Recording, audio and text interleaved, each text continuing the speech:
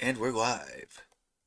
Hello, everyone. Welcome to episode 4 of the Glitch Museum, Fallout and Feeling Fine. I'm Jack with my co-host. Uh, Line. With my co-host, and then you say your name. Oh, your name.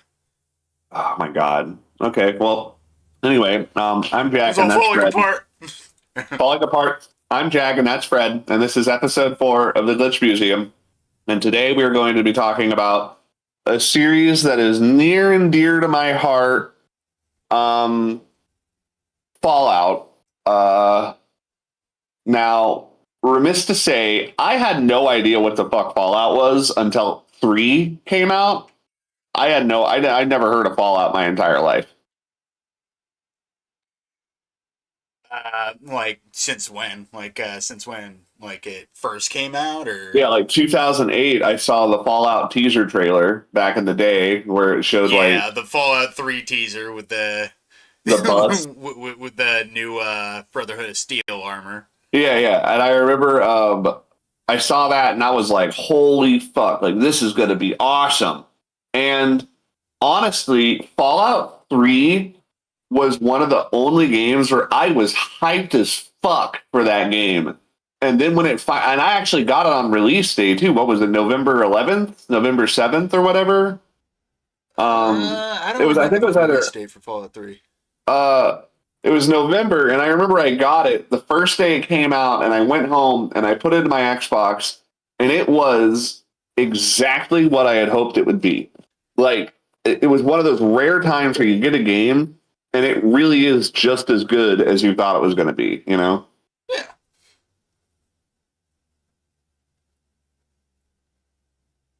Yep. What was that your first? What was your first experience with Fallout? First experience, shit.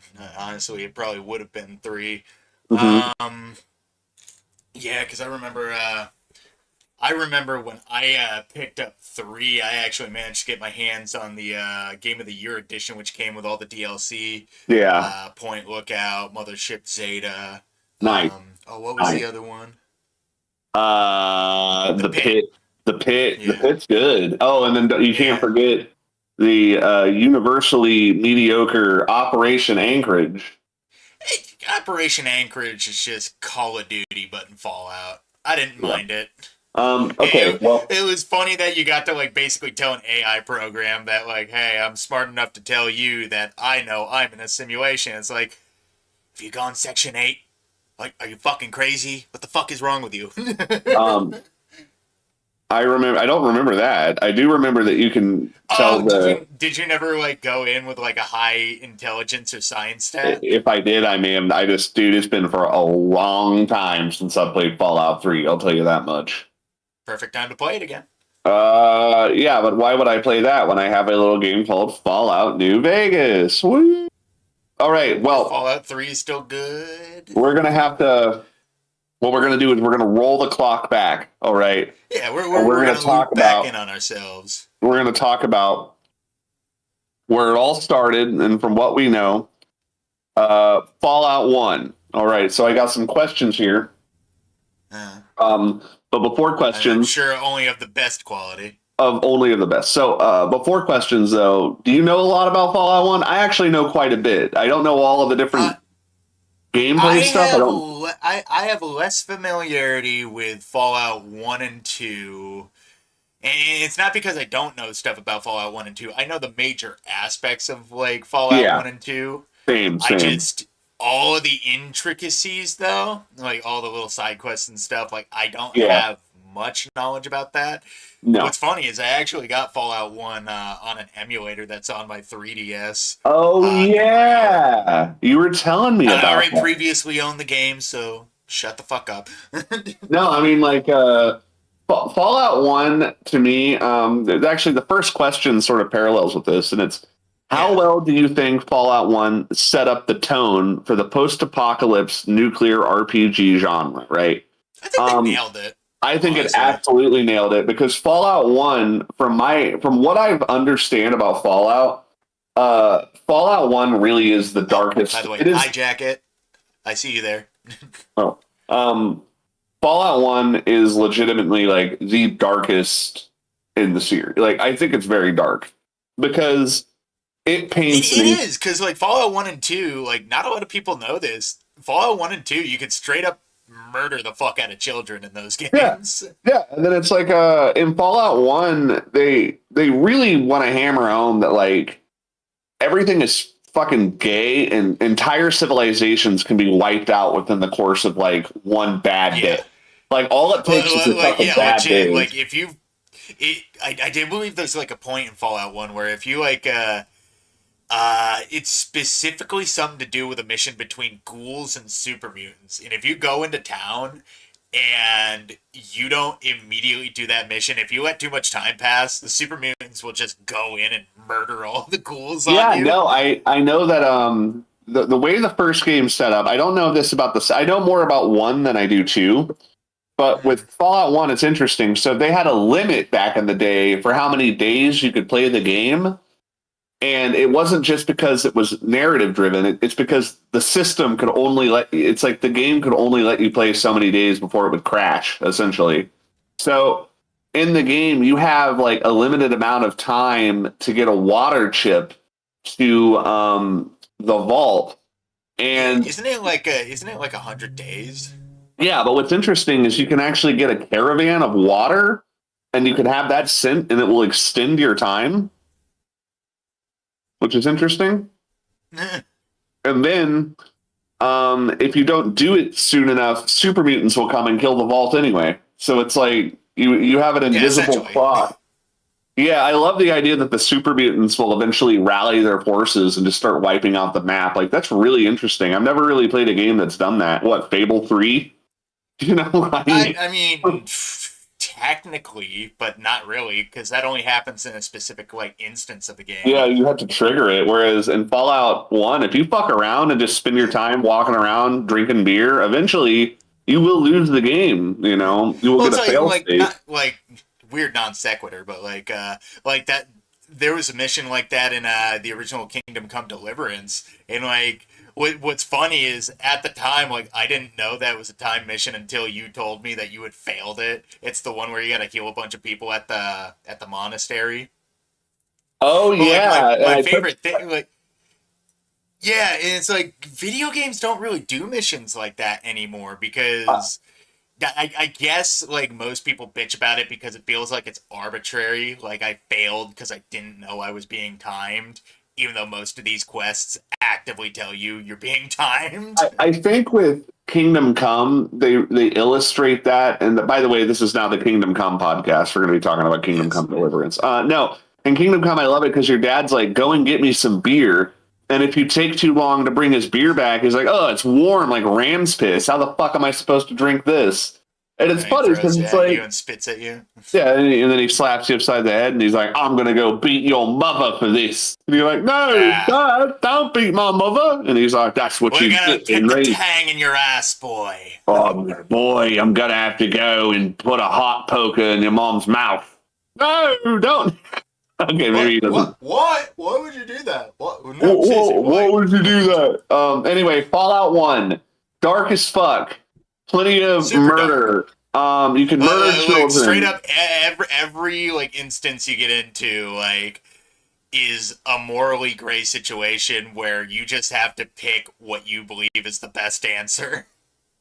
Okay, so this is another question. We're gonna hit it right now. Okay, was the Vault Dweller more of a blank slate or a defined character? It was really a kind of a In blank one, slate. yeah, in one he was essentially a blank slate. In two, they gave him a little more to bite onto, but that's Yeah. mostly because you're the ancestor of your previous character. We Which, to be fair, like, is there another Fallout that linearly goes from one game to the next? Because I think it only um does that for one and two. technically New Vegas is a sequel to 2 because like you meet characters from Okay, Fallout yeah, 1 that and is 2 in true. New Vegas, you know? Like Marcus and then Rose of Sharon Cassidy, like Cass, that's Cass is the daughter of some character from Fallout 2. Now, Hmm. speaking of, I really don't know a lot about Fallout 2, and I only know the most interesting parts of 1, so we're probably going to skip over 2 a little bit just so we can actually have some meat, because I don't want to sit here and I mean, we speculate. could touch on Frank Horrigan at least. Yeah, that's what I was going to say. It's like we'll touch on Frank Horrigan. Okay, so number 1, we've just got, and this is the big question. What's your take on the Master? Tragic villain or inevitable product of the wasteland? A freak accident, more like. You, If he had never fallen into that vat of FEV, we wouldn't even be talking about the master. what I love about it is there's this random piece of lore that always kind of got me about that, right? So in Fallout 3 in New Vegas, you come across these horrible mutants called chimeras, right? Yeah. And it's even stated, I think, at the loading screen, they're like, well, the mutants keep the chimeras as pets, but nobody really knows why or how they're made or where they come from. And I Yeah. realize now that it's the mutants trying to make the master again. Um, Okay, that makes sense. chimeras are essentially like similar to how the master worked, this sort of conglomerate of body parts that I really think that the master, on top of just being a freak accident, his powers are really like they made him really powerful in such a strange and unique way. I've never really seen a character where it's like he's a pile of goo, he's a goo monster, but he can also hack himself into electronics and computer systems. Like, whoa, like that's Yeah, really he's heady. basically a biomechanical computer at that point. That's really heady. Like that's a pretty heady concept. Like, oh yeah, this thing that because it talks about how in some of the lore they're like, oh, I can't remember the Frank, no, not Frank Horrigan. I can't remember the master's actual name, but he's just some guy, Jeff, and they talk about how he gets out of the FEV and he's all burned, and I think he assumes that he's a ghoul, and then one day a tentacle shoots out of his chest and eats a rat.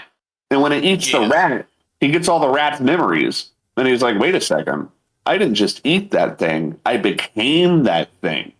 Yeah, So he assimilated it. he like began to assimilate all these different entities, and he began kidnapping people and turning them into mutants to try and make himself again. And one thing led to another. He got entrenched into a computer system. Like it's very interesting. Like what a Yeah. strange kind of. He almost seems unkillable in a lot of ways. I I do think that the big twist. So the big twist at the end of Fallout 1, right? Yeah, the big twist is essentially the master fucked up because he sterilized all the super mutants. Mm-hmm.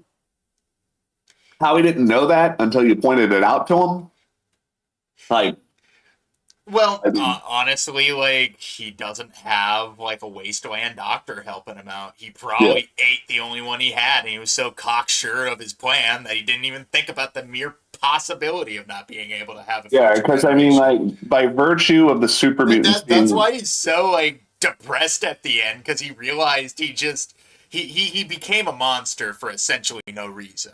yeah, like because the whole super mutants are the super race. That actually does check out Yeah, if they could make babies, but they can't. yeah. Like they are nigh immortal for the most part.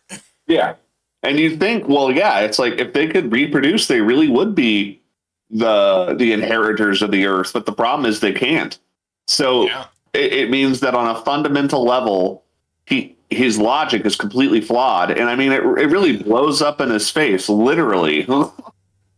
Yeah, um, he's like the fact that he loses all hope, but tells you not to lose yours. And then after that, you go back to the vault and you get ousted. It's the perfect like cavalcade of he horrible things happening at he like all at says once. the master has like a really weird quote where he like words. He's like, I cannot continue living or I cannot continue going on after the things I've done. Like the way he puts Yeah, it is like, he's not just like, I can't go on living in this pointless world. He's like, because of yeah. I realize what I've done and it's so bad that I do not deserve to exist anymore. Well, You it's know? like because essentially the master like he was all ends justify the means Yeah, totally. until the means were not there. like like Yeah. like like as soon as he figured out that he was doing more harm than good and he was actually the antithesis to his own plan, he just gave up.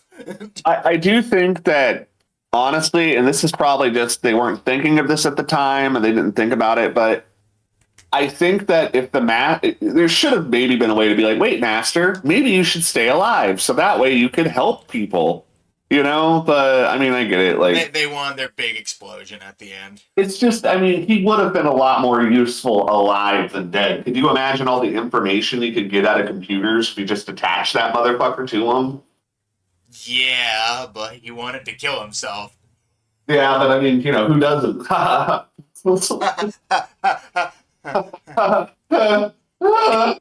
um, he's dying. He took a cyanide. Nah, I He just took, pop off my vape. I promise. no, now his brain's all melted. Now he's got, Start foaming out the mouth. I cannot going with all the dabs I've ripped. I've been ripping too many dabs. Master's just gonna be stoned. I puffed, but I did not pass. I cannot live like this any longer. I have puffed too much to pass. No one should be as stoned as I The am. master's real horror, the real sorrow behind the master is every last thing he did was a idea. The idea is like now that the fog has cleared and now that I'm sober, I can think clearly. What the fuck have I been doing? What? Why do I have all these brownies and all these giant yellow men surrounding me? What's the point of that? Oh, jeez. All these giant hands and not a tray of brownies to bake. They can't. They're too cumbersome. You must not lose your dope. Don't lose your dope.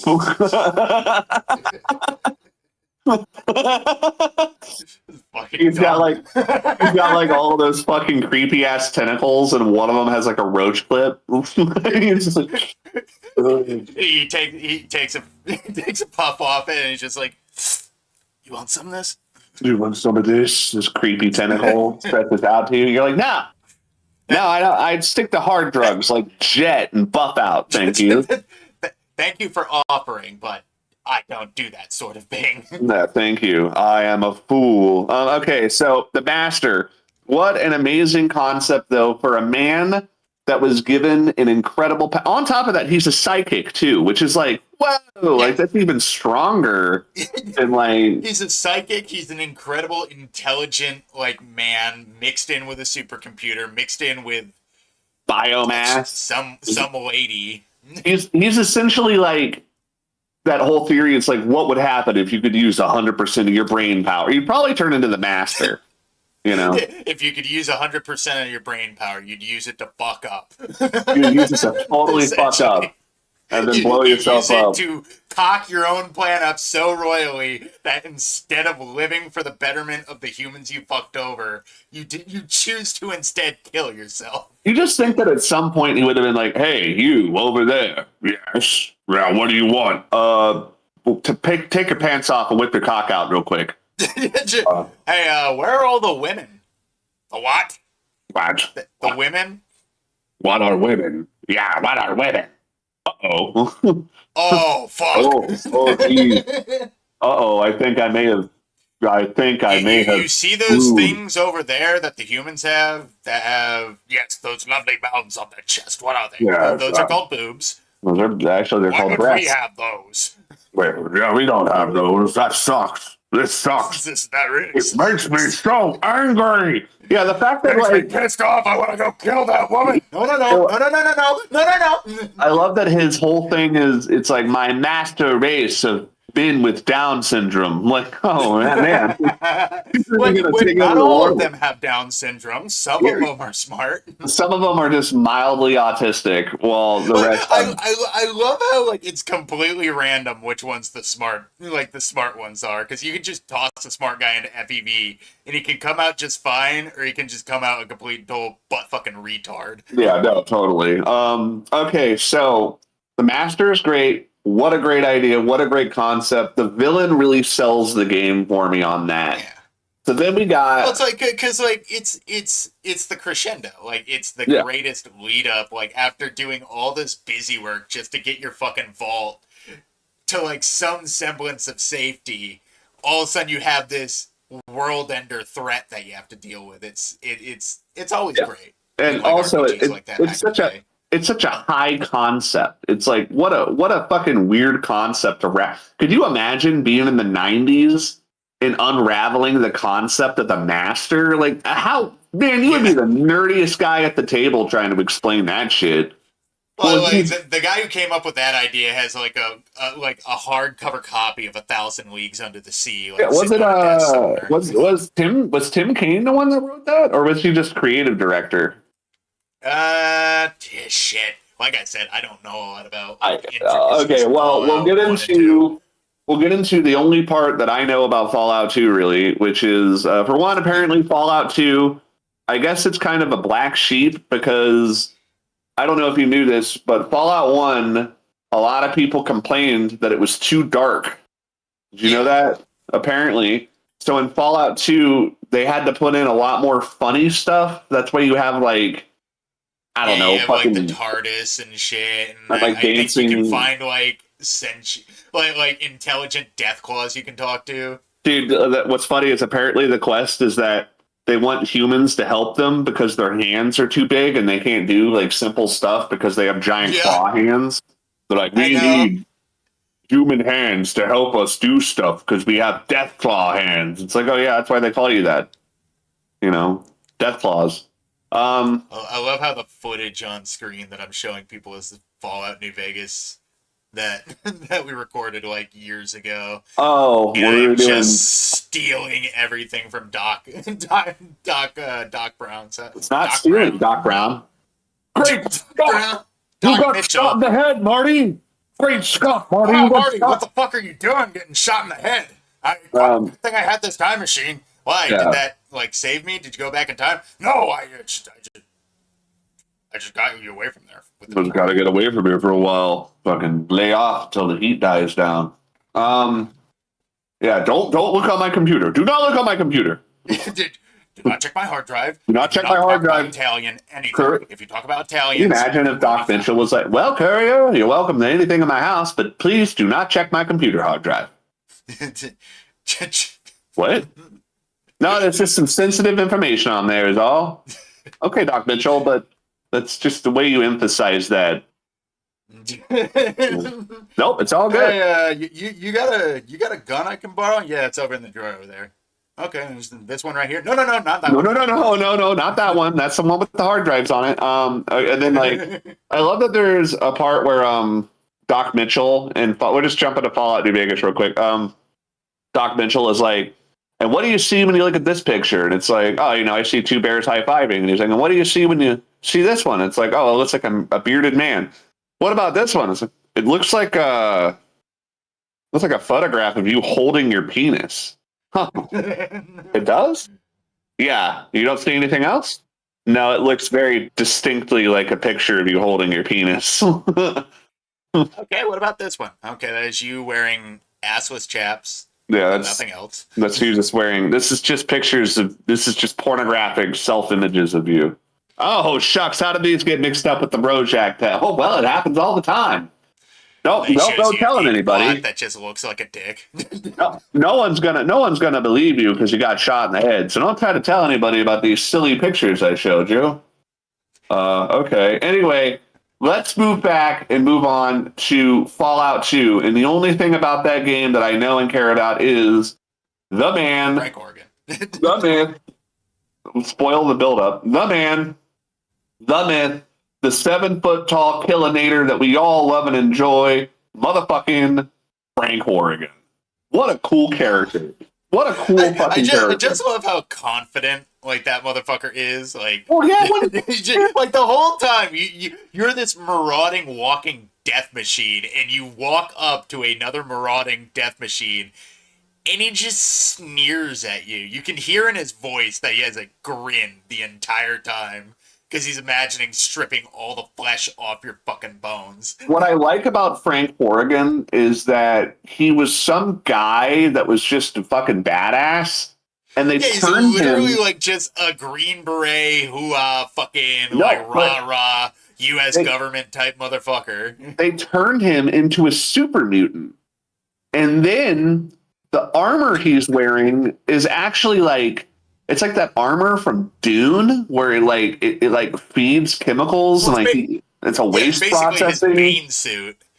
Yeah, like he's able to survive in it. Like the suit lets him survive, though. So not only is he a super mutant, he's like a biomechanical, like a crazy biomechanical super mutant. Like fucking, just really nuts. Like what a fucking crazy concept, you know? It's like like the whole time like you try to have a conversation with it, he is not hearing it at all. No, I Like, mean, like I don't really know a lot about. time to die, beauty.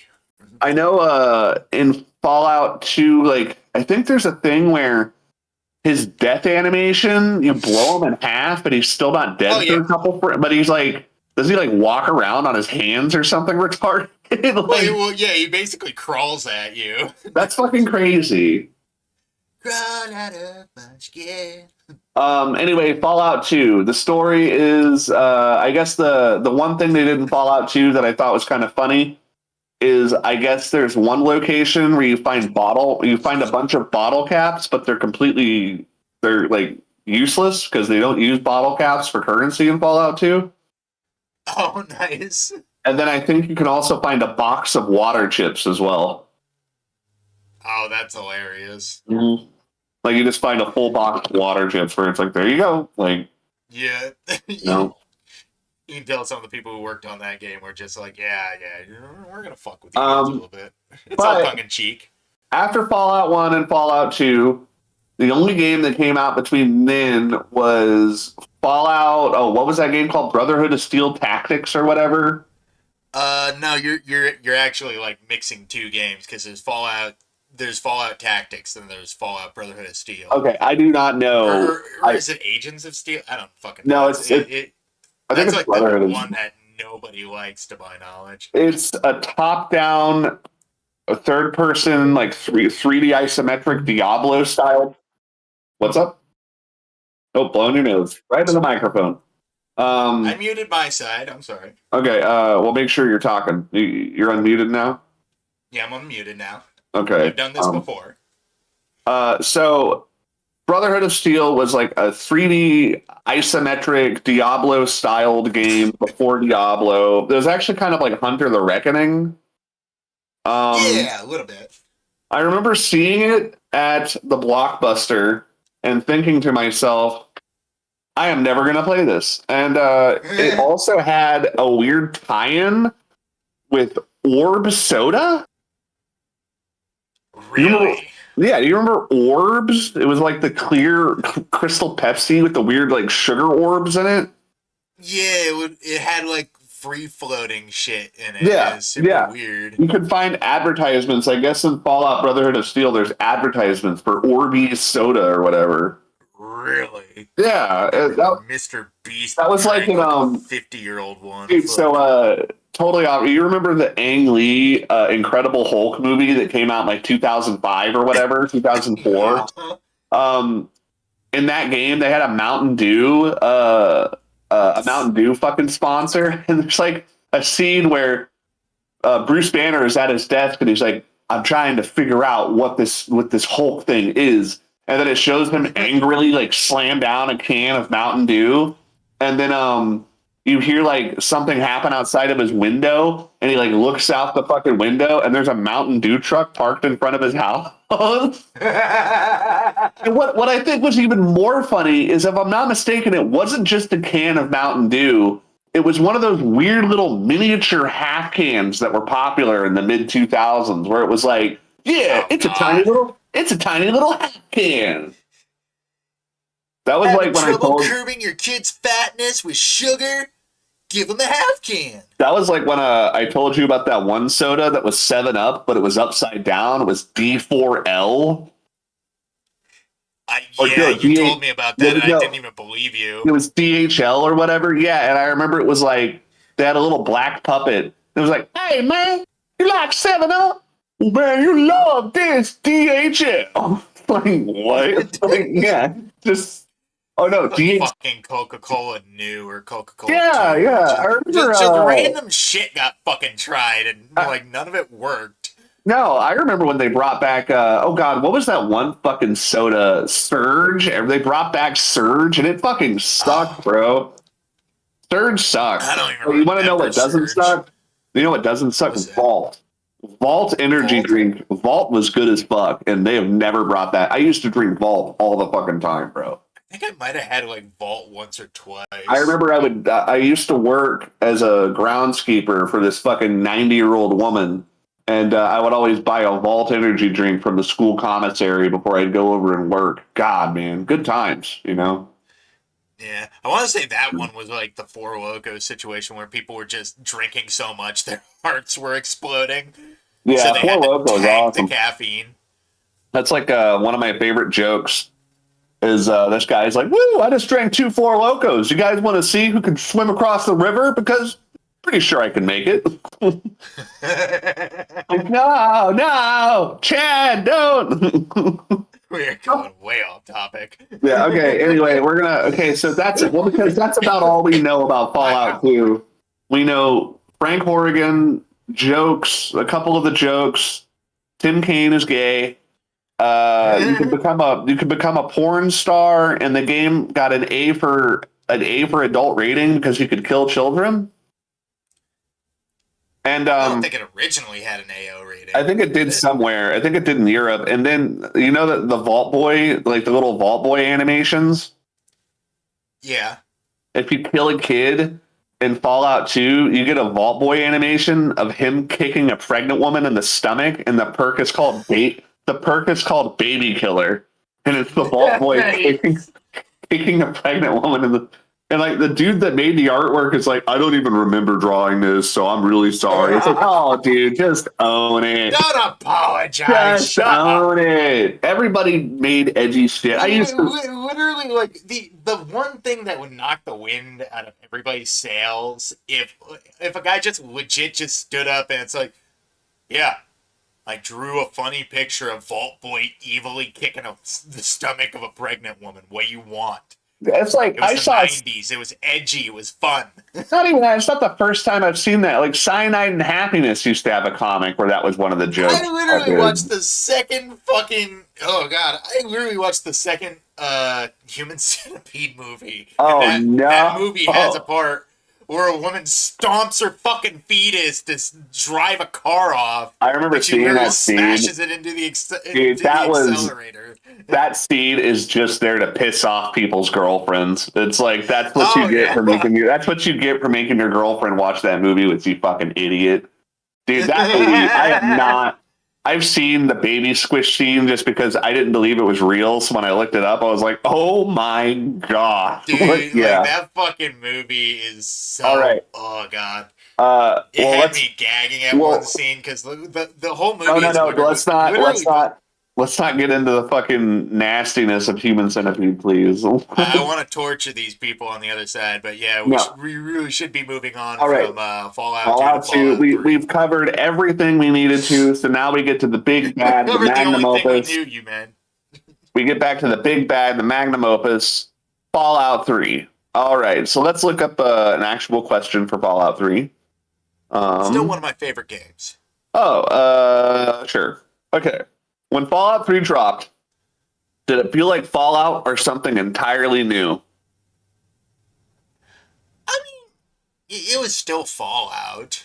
It felt like, and I'm not the first to say this, I won't be the last, it felt like Oblivion with guns.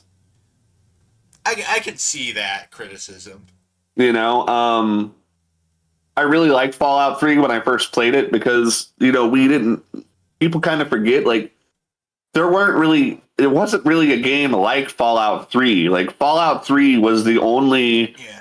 wasteland exploration game that was like that, you know, and Oblivion was hot back then. So like Fallout 3 really was I feel like it was a step up from Oblivion, but then at the same time there was a lot of stuff missing from Fallout that I wished had been Oblivion or from Oblivion, like of course, like the the modular clothing system. They got rid of that in Fallout 3, and that really bummed me out. Like you can't wear boots and pants and gloves. It's just one outfit. Oh, you got the Wanderer outfit.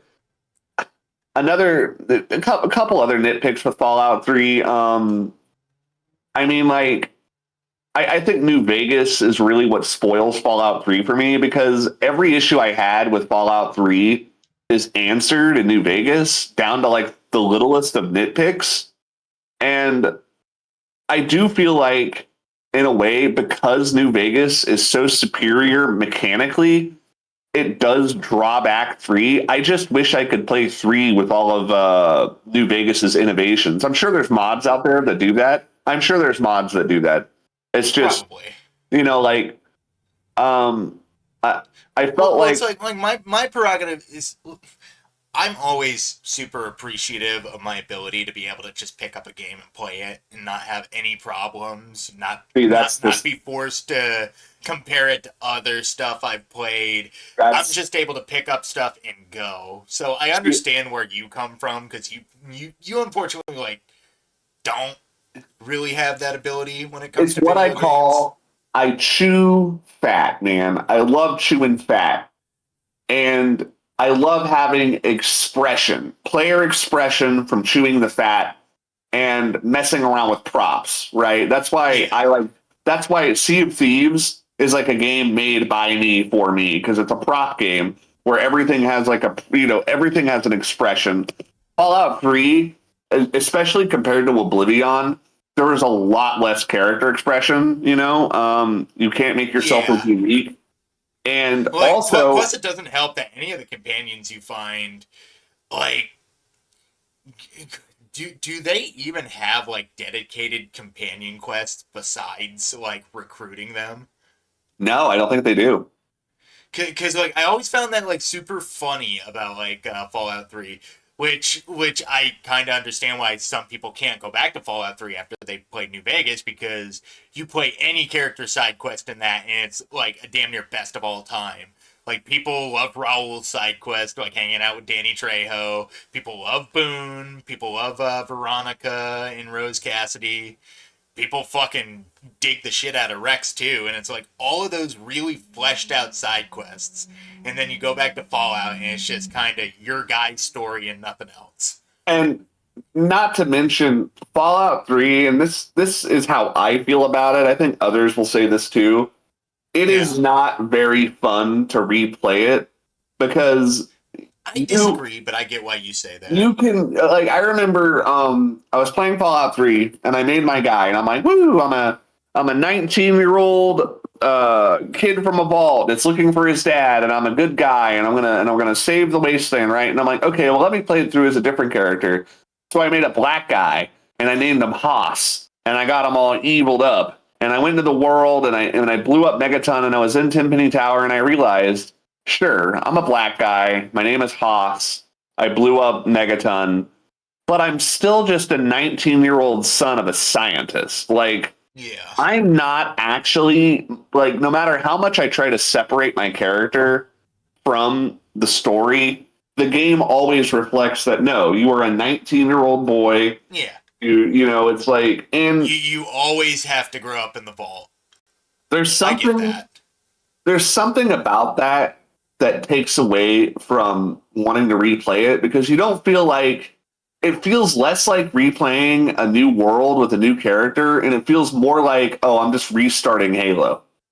It's like it's like you are the lone wanderer or what do they call you in the Lone Wanderer, right? Is that what they call you in Fallout 3? Yeah, they call you either Vault Dweller or the Lone Wanderer. Yeah, and I will say there is some stuff about Fallout 3 that I really do like. So let's get the Like top. Oasis is I was always the just best. I was just about to say that. It's like Harold the Tree. That part, I remember when I came across that in Fallout 3, I shit my fucking pants because this was Oh, before I looked dude. up anything on the internet. I didn't look up anything on the internet. And when I Oh yeah, found this was back at the trees, time where it's like you legit had to like you had to I, go through a little bit of effort to get on the internet. It I, wasn't I like remember, take out your phone and you're there. yeah, I remember telling people like at school, I was like, dude, I found a place where trees grow in Fallout 3. And everyone's like, no, you didn't. There's no Yeah. trees. I'm like, no, dude, there is. And there's a fucking talking tree. And they're like, that's not in the game. And I kind of love that. You know, I was watching this video where a guy complained that Harold was so hidden, a lot of people missed him. But people kind of forget that back then when people played games, you know, it's like, and this is true, this is less true. It's like as time goes on, you know, Fallout 3 was the only new game I would get in a long time. So it's the only thing I had to fucking play. So Oh I yeah. searched every fucking nook and cranny, especially when you get the Explorer perk or whatever it is and all the Oh map yeah. Like locations. if you line up the requirements to get Explorer and you see all those map markers, you're like, oh, there's so much that I haven't found. Yeah, and I will say Fallout 3 is lacking in a lot of ways. There's a lot of things about it that I don't like. But I will say where it really shines, and this goes for, it's kind of weird how New Vegas is sort of the opposite of this. Fallout 3 really shines with its DLC. All of its DLC Oh is yeah, really good. Fallout 3 knocked the DLC out of the park. Like the pit is the pit is way better than it ever deserves to be. Well, it's like that's the funny thing. Like everybody can pick one DLC out of like New Vegas that they hate. And for whatever reason, whenever I hear people talk about I hear people talk about 3, it's always a toss up between Anchorage and the Pit. And I honestly didn't mind either. I Like I think don't get people who don't like the Pit. Anchorage is the weakest because it's also the shortest. Anchorage is the weakest, but you But get a I lot of mean, good dude, stuff for doing Anchorage. but come on, man. Point Lookout? Are you kidding? Point Lookout is so good. Oh, Point Point Lookout, the Lookout, fucking Bayou people. Oh, dude, I love it. dude. And then not only that, but it finally it's like Fallout 3 had kind of like a lack of shotguns. It had the combat shotgun and the double barrel, like the sawn off. But then in Yeah. Point Lookout, I'm pretty sure they introduced like a long barreled shot, like an actual like they I don't added remember. weapons. They added weapons that people asked for in the base game that they didn't get, and it's like they used the DLC to make up for the shortcomings of the base game, and I Oh yeah, really thought most that was fucking definitely. cool. You know? But by the time they got to Mothership Zeta, though, you could tell they were just like, okay, we're having a blast. We're riding high. All of our DLC sold shitloads, way more than horse armor. Yeah, I love Let's pop a fucking champagne bottle and make a fucking alien. people complained that they were like, "Oh, I hate how they're." I'm pretty sure you can't you get a revolver without a scope on it in a Mothership Zeta. Yeah, I think you can find. I think it's just called like the Western Revolver or And something. then you can get a katana because people complained. They were like, "Oh, you can't get a fucking katana. You can't get a regular revolver." And then they added those in the Mothership Zeta, and they're like, "Go for it, motherfucker! You know, dress like a samurai." It was Yeah, awesome. yeah, and you can even find a fucking samurai. He just speaks Japanese at you, and Yeah. because you're a vault dweller and you don't know any other language other than English, you're just looking at the Japanese guy dressed up in samurai armor, and it's like I don't know how to help you. Um. Okay, so let's get back to the questions and ask a few more Fallout 3 questions. Let me pull Okay. up the little questionnaire here. Sometimes I think I can talk to plants. Come on, I did the sibling dance. Was the switch to first person RPG slash third person natural evolution or a betrayal of the originals? I think that it needs to, I think every game deserves to have its chance to get with the times, you Yeah, know?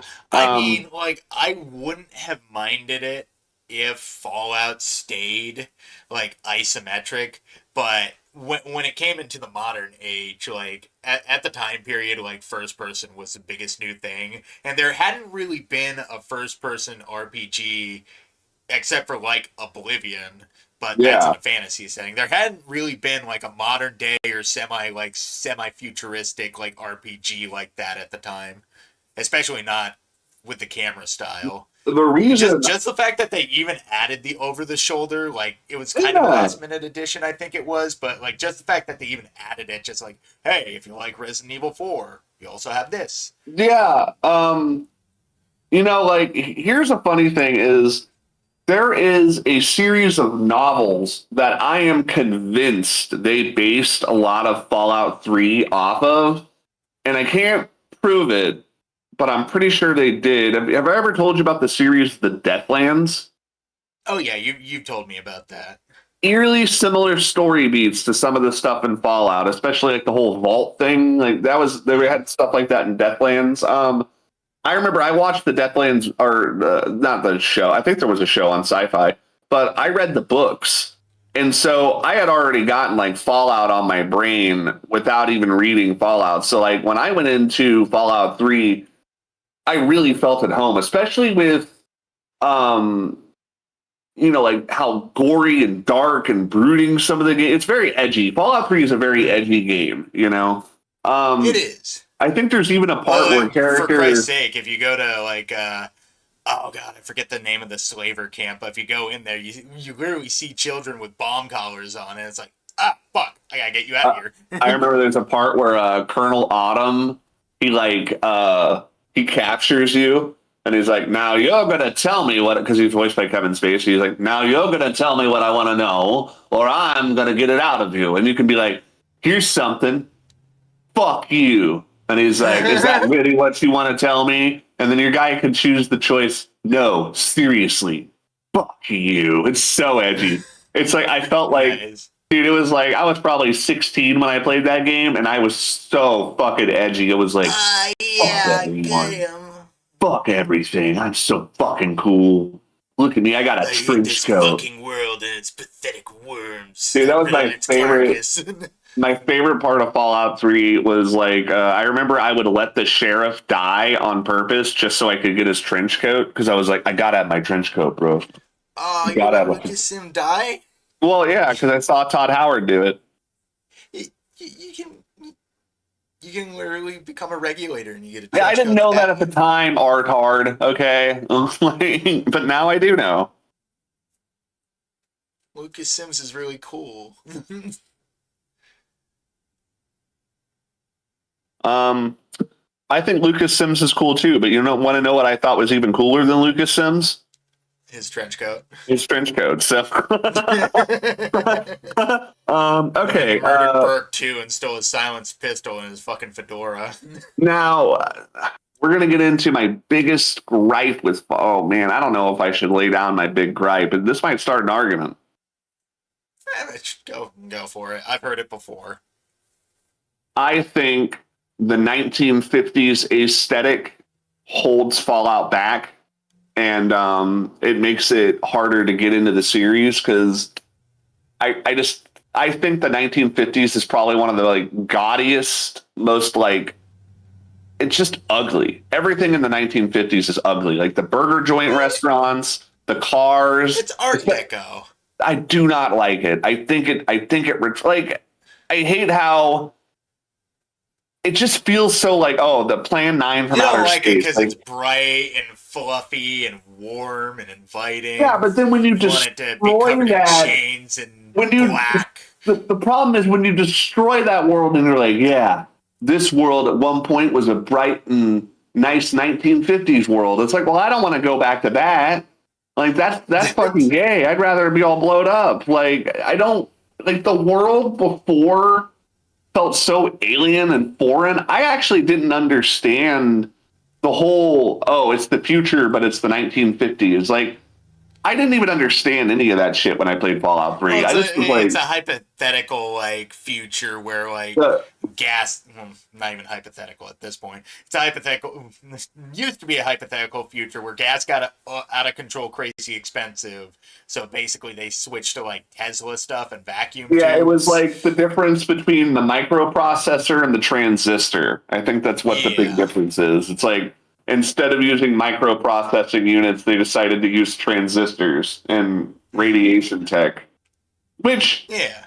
that's interesting. But I think the 1950s design, I just don't like it. I think it looks ugly. I think it's unique enough that it becomes its own thing because you are basically living in the corpse of that world.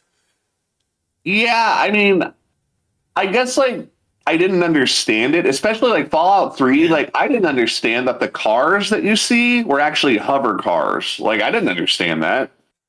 Yeah, they're just weird. Well, not hover cars, but yeah, they No, have they were different engines. no, they were because you see in like things from Fallout 4, they show like the cars Well, they got fly. tires on them. No, I thought they were hover cars. I'm pretty sure. I don't think so. I think they were. I think like they were hover cars. That's why you don't see any tires on them.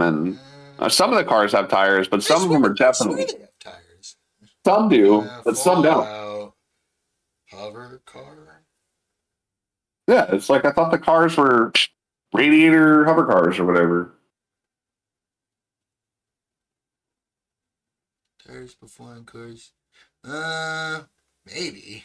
Yeah, you see, this reminds me of that thing in The Simpsons where Grandpa Simpson's like, "Oh yes, Homer, I remember you love the television," and he's like, "Oh, Dad, I love the television." He's like, "Yep, the old Radiation King. I'd sit you right in front of that thing all day, every day for years." And it's like this old television with like a nuclear reactor fucking strapped to the back of it. And it's like, oh, Yeah. I wonder why Homer is. I wonder why he turned out so dumb. Like, yeah. Okay, so Fallout 3. Let's see. Let's leave some more questions here. Some more sexy sex questions. Okay. What's your take on Liam Neeson as your dad? Great narrative hook or wasted potential?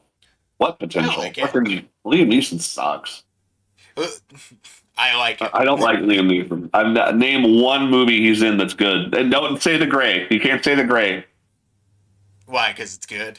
No, it also sucks, but it might be a little bit better than most.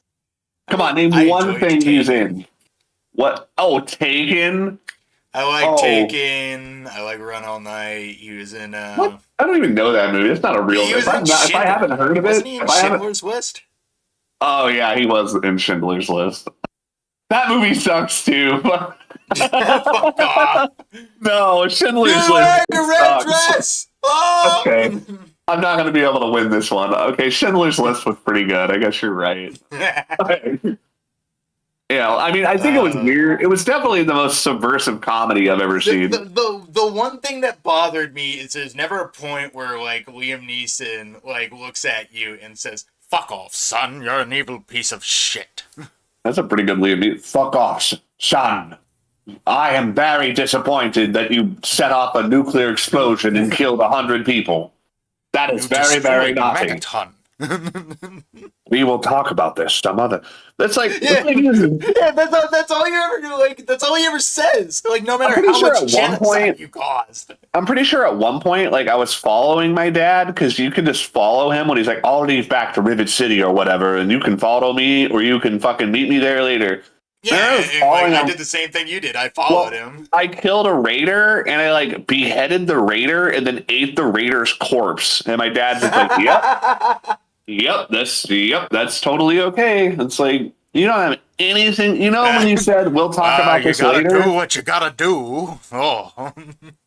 But the whole, we'll talk about this later. Well, this would be the later. This is the time to start talking about it. I don't think we're going to have any opportunity after this, Dad. I played the game before. It just pisses me off how it's like they set up that your dad's going to be like, "Oh, he's going to be so mad at you." And then it's like, never mind. Tut. You've been a bad boy. Toot, you've been a bad boy. You blew up an entire city full of people. I don't know. Like, I remember when that game came out, they're like, "Liam Neeson is your dad." I was like, "Who?" I didn't fucking know any of those celebrities. I was like, "Who the fuck is Liam Neeson? Why the fuck should I care? He's my dad."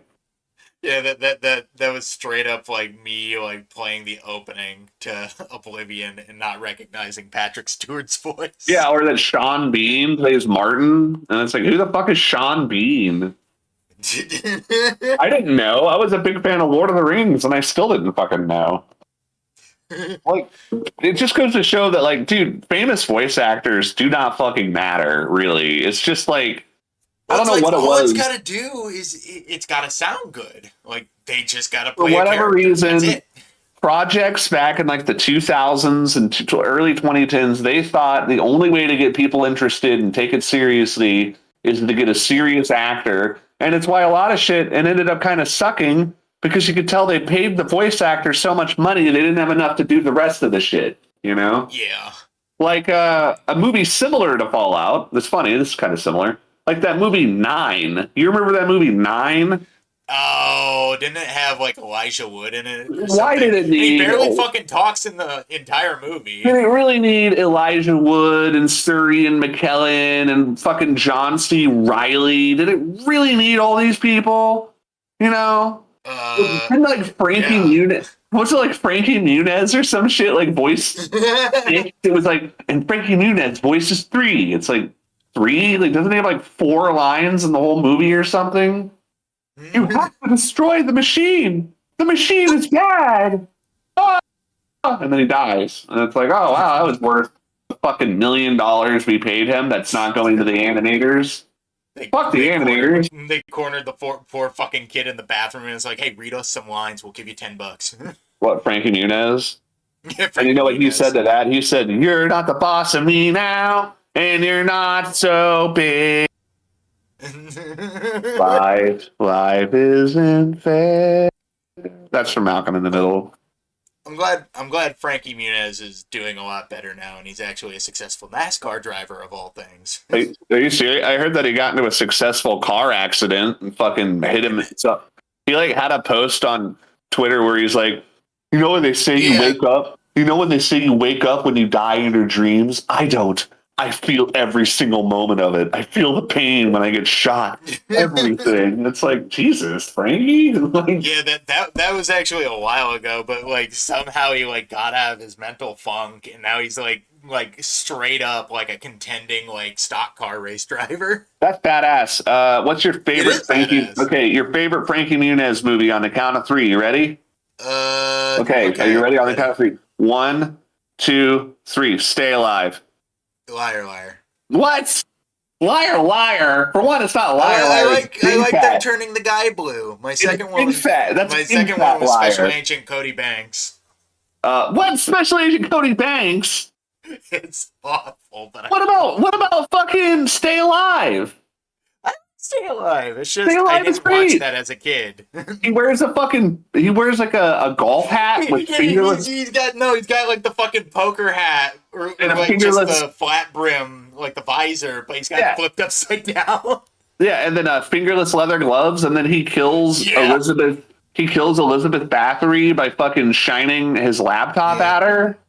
Doesn't he also have like a T-shirt and a fucking basketball like jersey on? Yes, he does. He's kind of dressed like Fred Durst.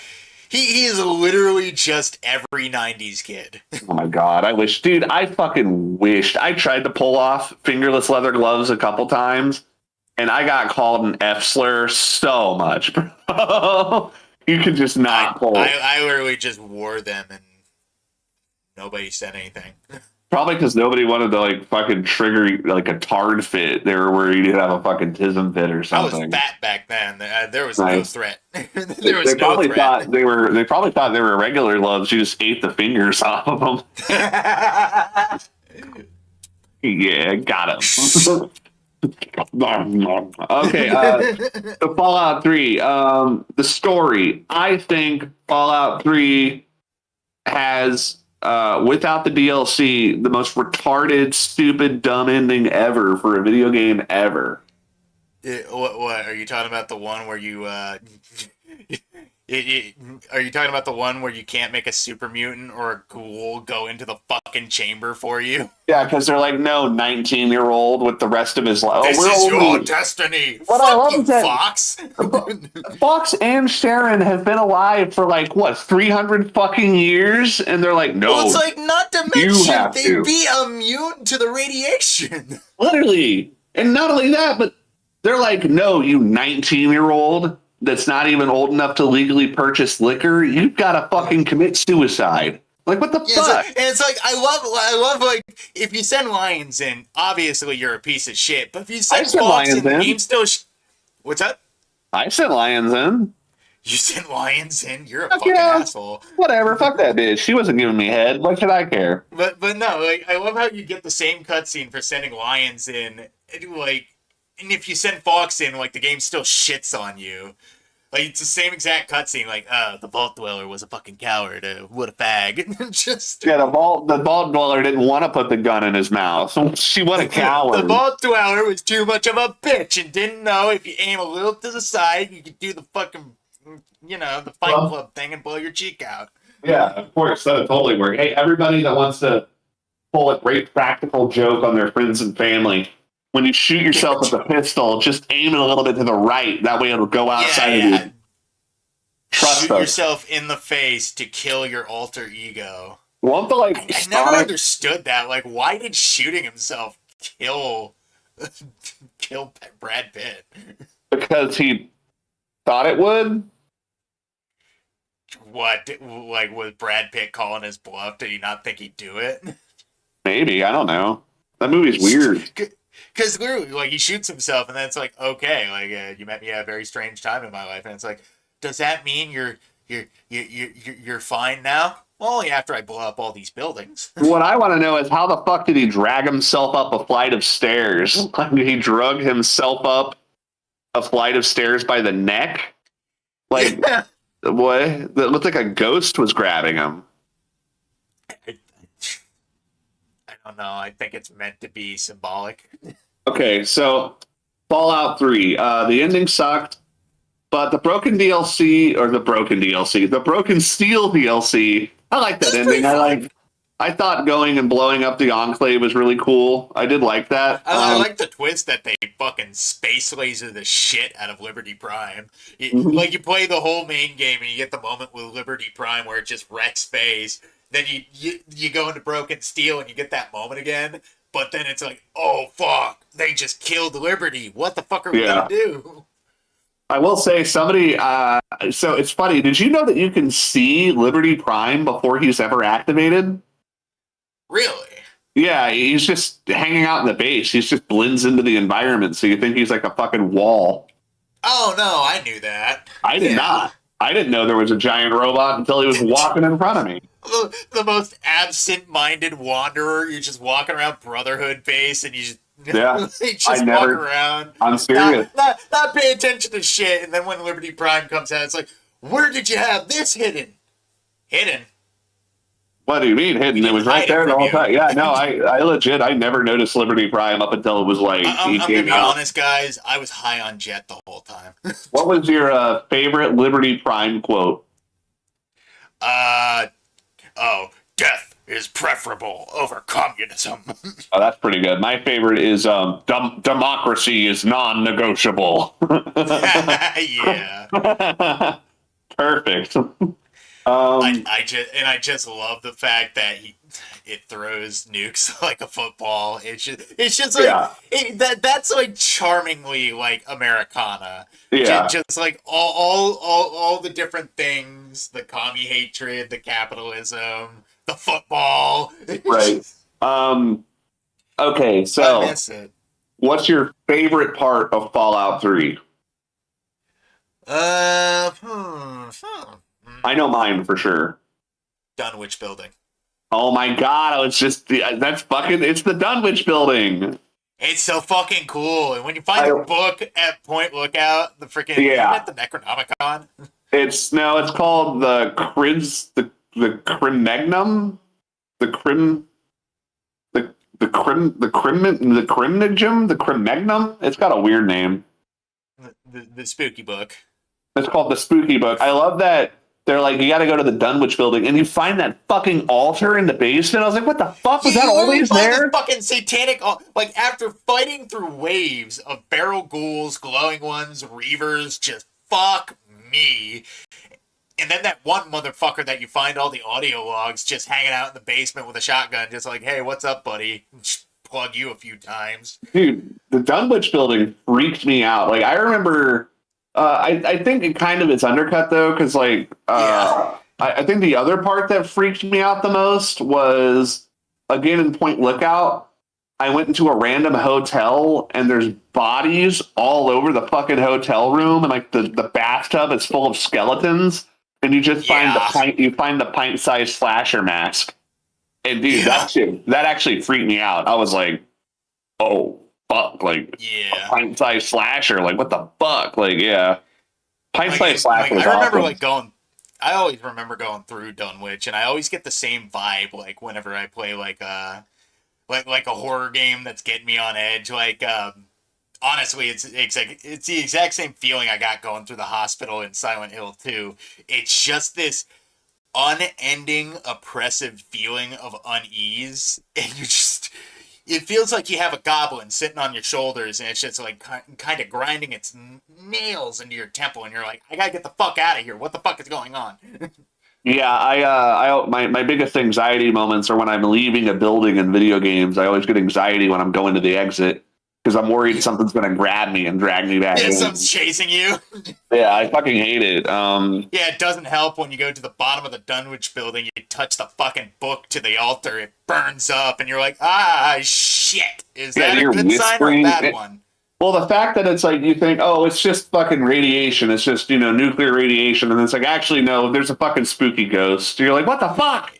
What do you mean There's spooky demons down ghost? here, bro.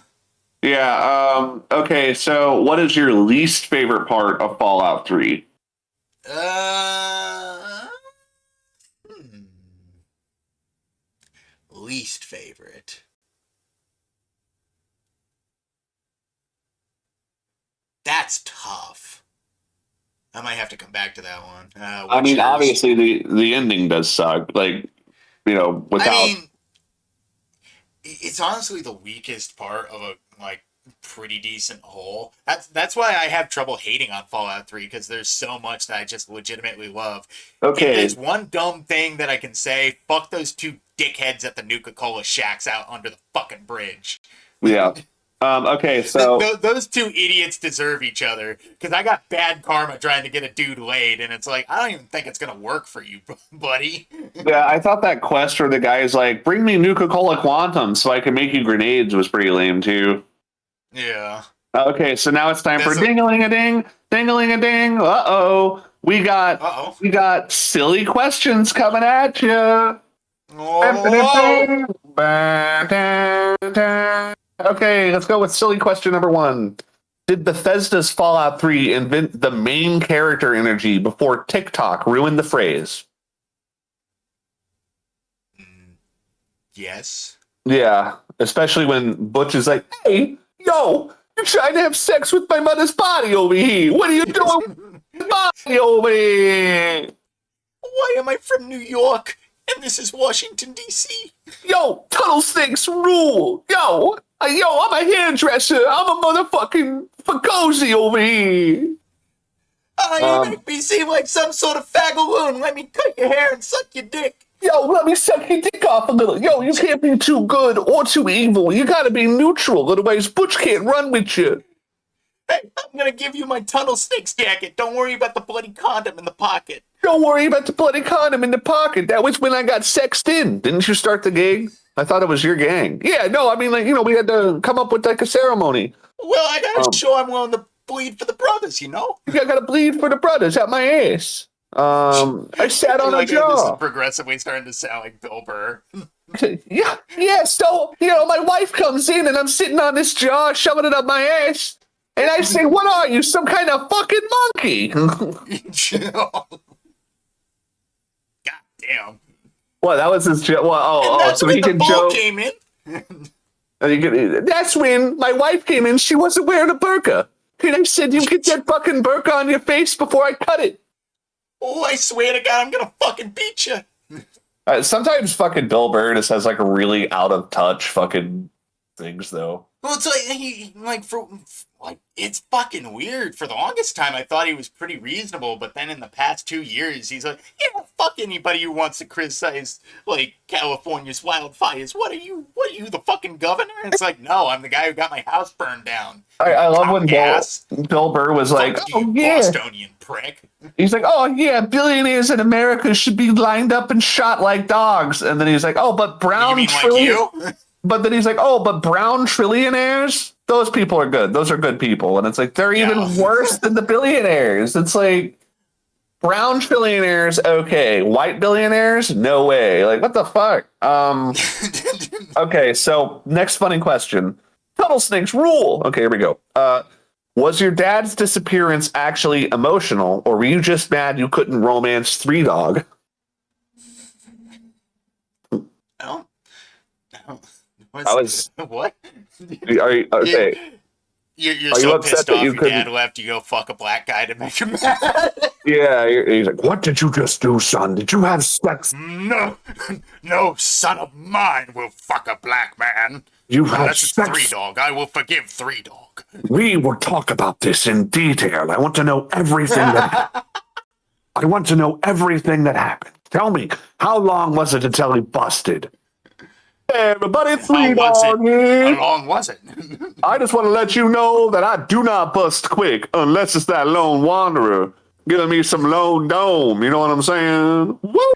Three Dog. Man, he must have been born in the vaults, cause I ain't never seen his technique ever around here. He sounds like Cat Williams. Man, this motherfucker, he was born in the motherfucking vaults, man. This boy's so white. This boy's so white, he ain't never even seen the sun, man. I mean, come on, man.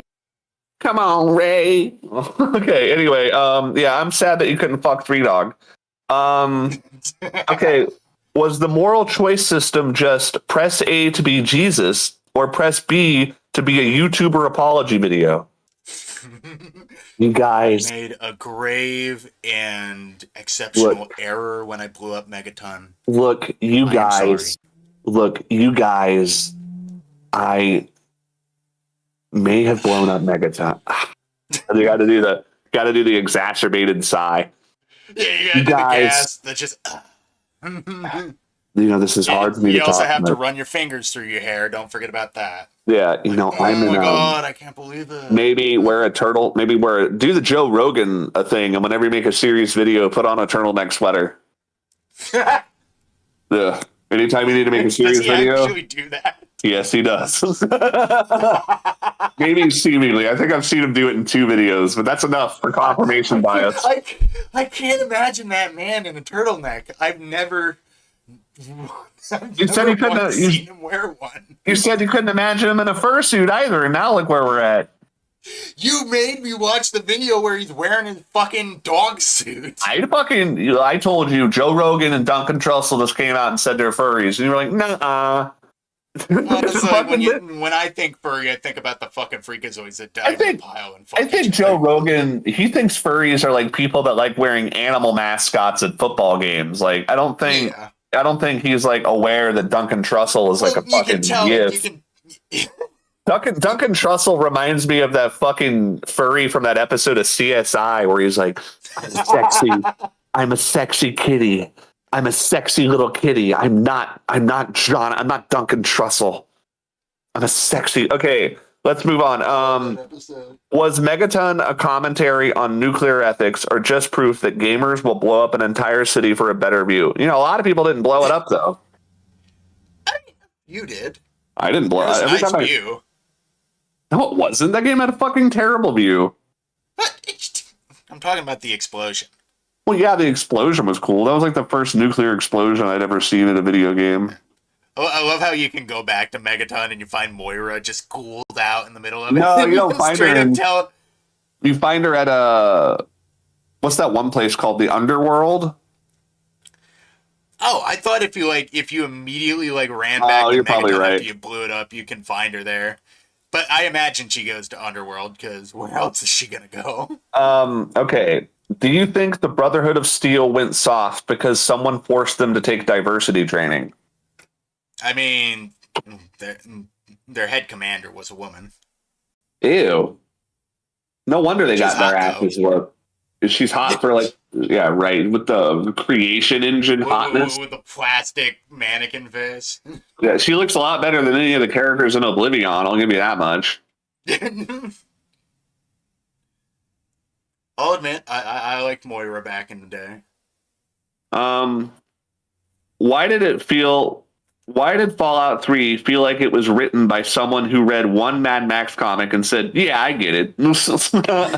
Probably because Essentially. Todd Howard read 3 chapters of one of the Deathlands books and was just like, "Yeah, I understand. Yeah, sure, we got this. Yeah, let's just make a thing." It's like, I mean, that's not necessarily true because they initially made the Wasteland series, which is a spiritual progenitor, I guess you could consider it, of Fallout. Okay.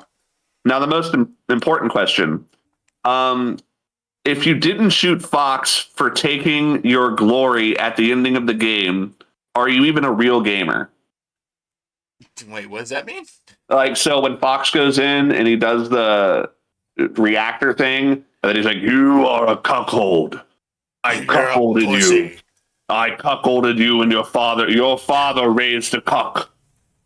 I am a bull. You are the soy jack. You look at me. I have drawn myself. Drawn myself as the The Chad. mutant. I am the mutant, super mutant Chad, and you are the virgin vault dwelling soy cuck." No. Yo, as you can see, I've drawn myself as the Chad with my jacket, and I drew you as the lone wandering soy cuck.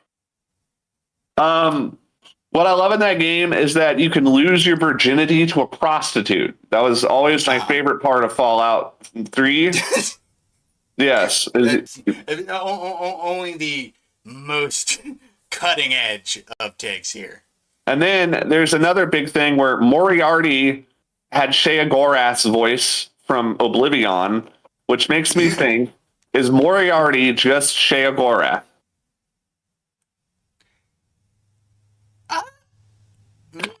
And if not, Maybe. how the fuck? If not, how the fuck and why the fuck did somebody come from Ireland to? Why would you do that? Maybe he's putting on I'm an gonna accent. move from Ireland to a fucking town with a bomb in the middle of it. Oh, that sounds like a good idea. Yeah, I think I'll do that instead. Oh, well, you're right for mind. We'll live in a town with a nuclear bomb instead of living in the beautiful Irish Glen that wasn't touched by bombs. All this Moriarty, where are you from? Oh, Dublin. How'd you get here? Having a fucking clue.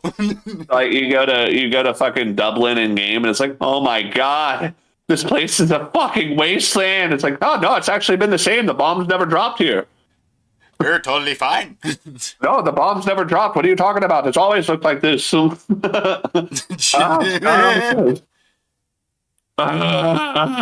Okay, now, since we've talked about Fallout 3, not that word I was going to say, Fallout 3, we can talk about the one we actually care about, the one thing everyone in this motherfucking live stream has been waiting for. All you motherfuckers are ready for this fucking shit coming up real quick. We got the one, the only, the powered by homosexuality motherfucking Fallout New Vegas. Fuck yeah. Fallout New Vegas. Wangy All right. guitars and pistoleros. Fucking pistoleros and penisleros and fucking, you got cazadores, you got fucking grass. Sunset. You got grass Vegas. people. You got Vegas. You got loading screens. You got a robot dog. You got sarsaparilla. Sunset Asperilla. You have an entire faction that is just Elvis impersonators. Which is my favorite faction. Okay, I love the King so much. Let's go to Fallout New Vegas serious questions. Okay. Here we go. Wait, hold on. Okay. In Fallout New Vegas, is New Vegas the true Fallout 3 in spirit? No, I'd say Fallout 3 is the Fallout 3 in spirit. Fallout 3 Yeah, did what it you can never could. take Fallout 3 away from Fallout Not only 3. that, but I mean, Without like, what Fallout did you 3, we really wouldn't even have New Vegas. what did you really expect them to fucking do with Fallout? I mean, like, dude, it was their first shot at it. They had never, they're lucky they got as good as they did. Fallout New Vegas wouldn't be as good as it was if it wasn't for Fallout 3 fucking roughing out all the edges. Yeah. 100%. Because if making Fallout New Vegas was so easy, Obsidian would have done it before they fucking got shut down originally. Okay, so like obviously what they tried to make Van Buren didn't work. So if it wasn't for Fallout 3 laying the groundwork and getting people interested again, New Vegas would have never happened. I think a lot of people try to downplay how important Fallout 3 was to the critical success of New Vegas. Like, yeah, because pretty much Fallout 3 walked so, like, I almost said NCR. Nice. So New Vegas can run. Yeah. The NCR, my favorite faction. I mean, they're pretty cool. A little too much bureaucracy for my taste. Yeah, no, I mean, NCR, yeah, they're definitely the best faction. Ave, true to Kaisar. Huh? What'd you say? What was that? Nothing. I didn't say Ave, true to Kaisar. Well, the house always wins, so I don't got to worry about a thing. Oh, yeah. Well, I got a theoretical degree in physics. Okay, so you sounded like a yes man. Oh my God. Well, I guess you could say I'm the king. Oh man. Shit. How about we make some s'mores with some graham crackers? I'm kind of follower. You lead on. Well, it seems like you're legion me high and dry.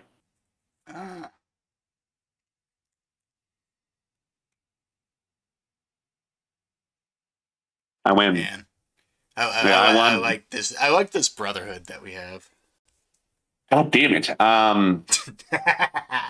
Fuck. Okay, boomer. Damn it. Fuck. Yes. Fine. Mum's the word. I guess we'll call it Omerta. Fuck. Oh my God. Gamora be kidding me? It's so poncy. You must be part of the White Glove Society. Whatever. How about you Vault 86 this conversation? Okay, I lost. I fucking lost. All right. I was trying to figure out one for the cons. I couldn't think of one. Did you do your crack cocaine? No. Why don't you make like Boone and shoot your pregnant wife in the face? I shot her in the belly. Yeah, so that way he was like, I made sure to put him down. All right, so did the moral grayness of the factions make it harder to pick a side or more rewarding? Okay, mull this over. I am going to make like the Merovingian in the Matrix Reloaded and take a piss. All right. I can hold it Take down. off my microphone. Moral grayness in the factions. I mean, there's definitely obvious good and bad factions. Nobody's delusional when they say Legion are just the bad guys.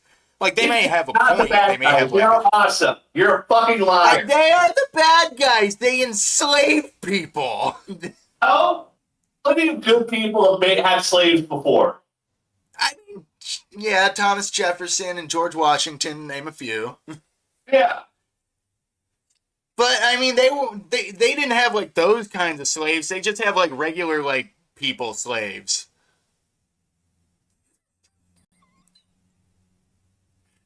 Not gonna respond to that one. Leave me there with that. Just leave me holding the bag. I'm taking a piss. All right, whatever. I'm back. Then yes, I did wash my hands. Okay. Good. Okay. So here we're gonna go. Okay. So I will say this. anyone that tries to argue that the Legion aren't evil are fucking retarded because they're Yeah, so they're just straight up obviously. terrible. There's literally a part in the game where a guy's like, my village was raided by the Legion. They lined up everyone I knew, my friends, my family, my mother, my fucking brothers, and had them executed in front of me. It made me a stronger person. It's like, what? What? Like, what kind of No. fucking... No, dude, I'm sorry. I But don't... Bubba, you can grieve. I'm better for it. No, you're No, not. he You're literally fucking acts broken. like that. He's like, what are you talking about? Of course I'm glad they executed my family in front of me. I'm like, what kind of fucking... Like, I'm not buying this. Like, you know, like, I'm really not. Like, I'm sorry, dude. Like, you motherfuckers are so evil. And then the fact where they're like, oh, watch out. Lanius might rape you. It's like, oh, great. So you guys just walk Oh, around with good, the... great. You just deal with the fucking rape monster, you know? My Like, favorite... Lanius is walking around with a hard on, staring you down.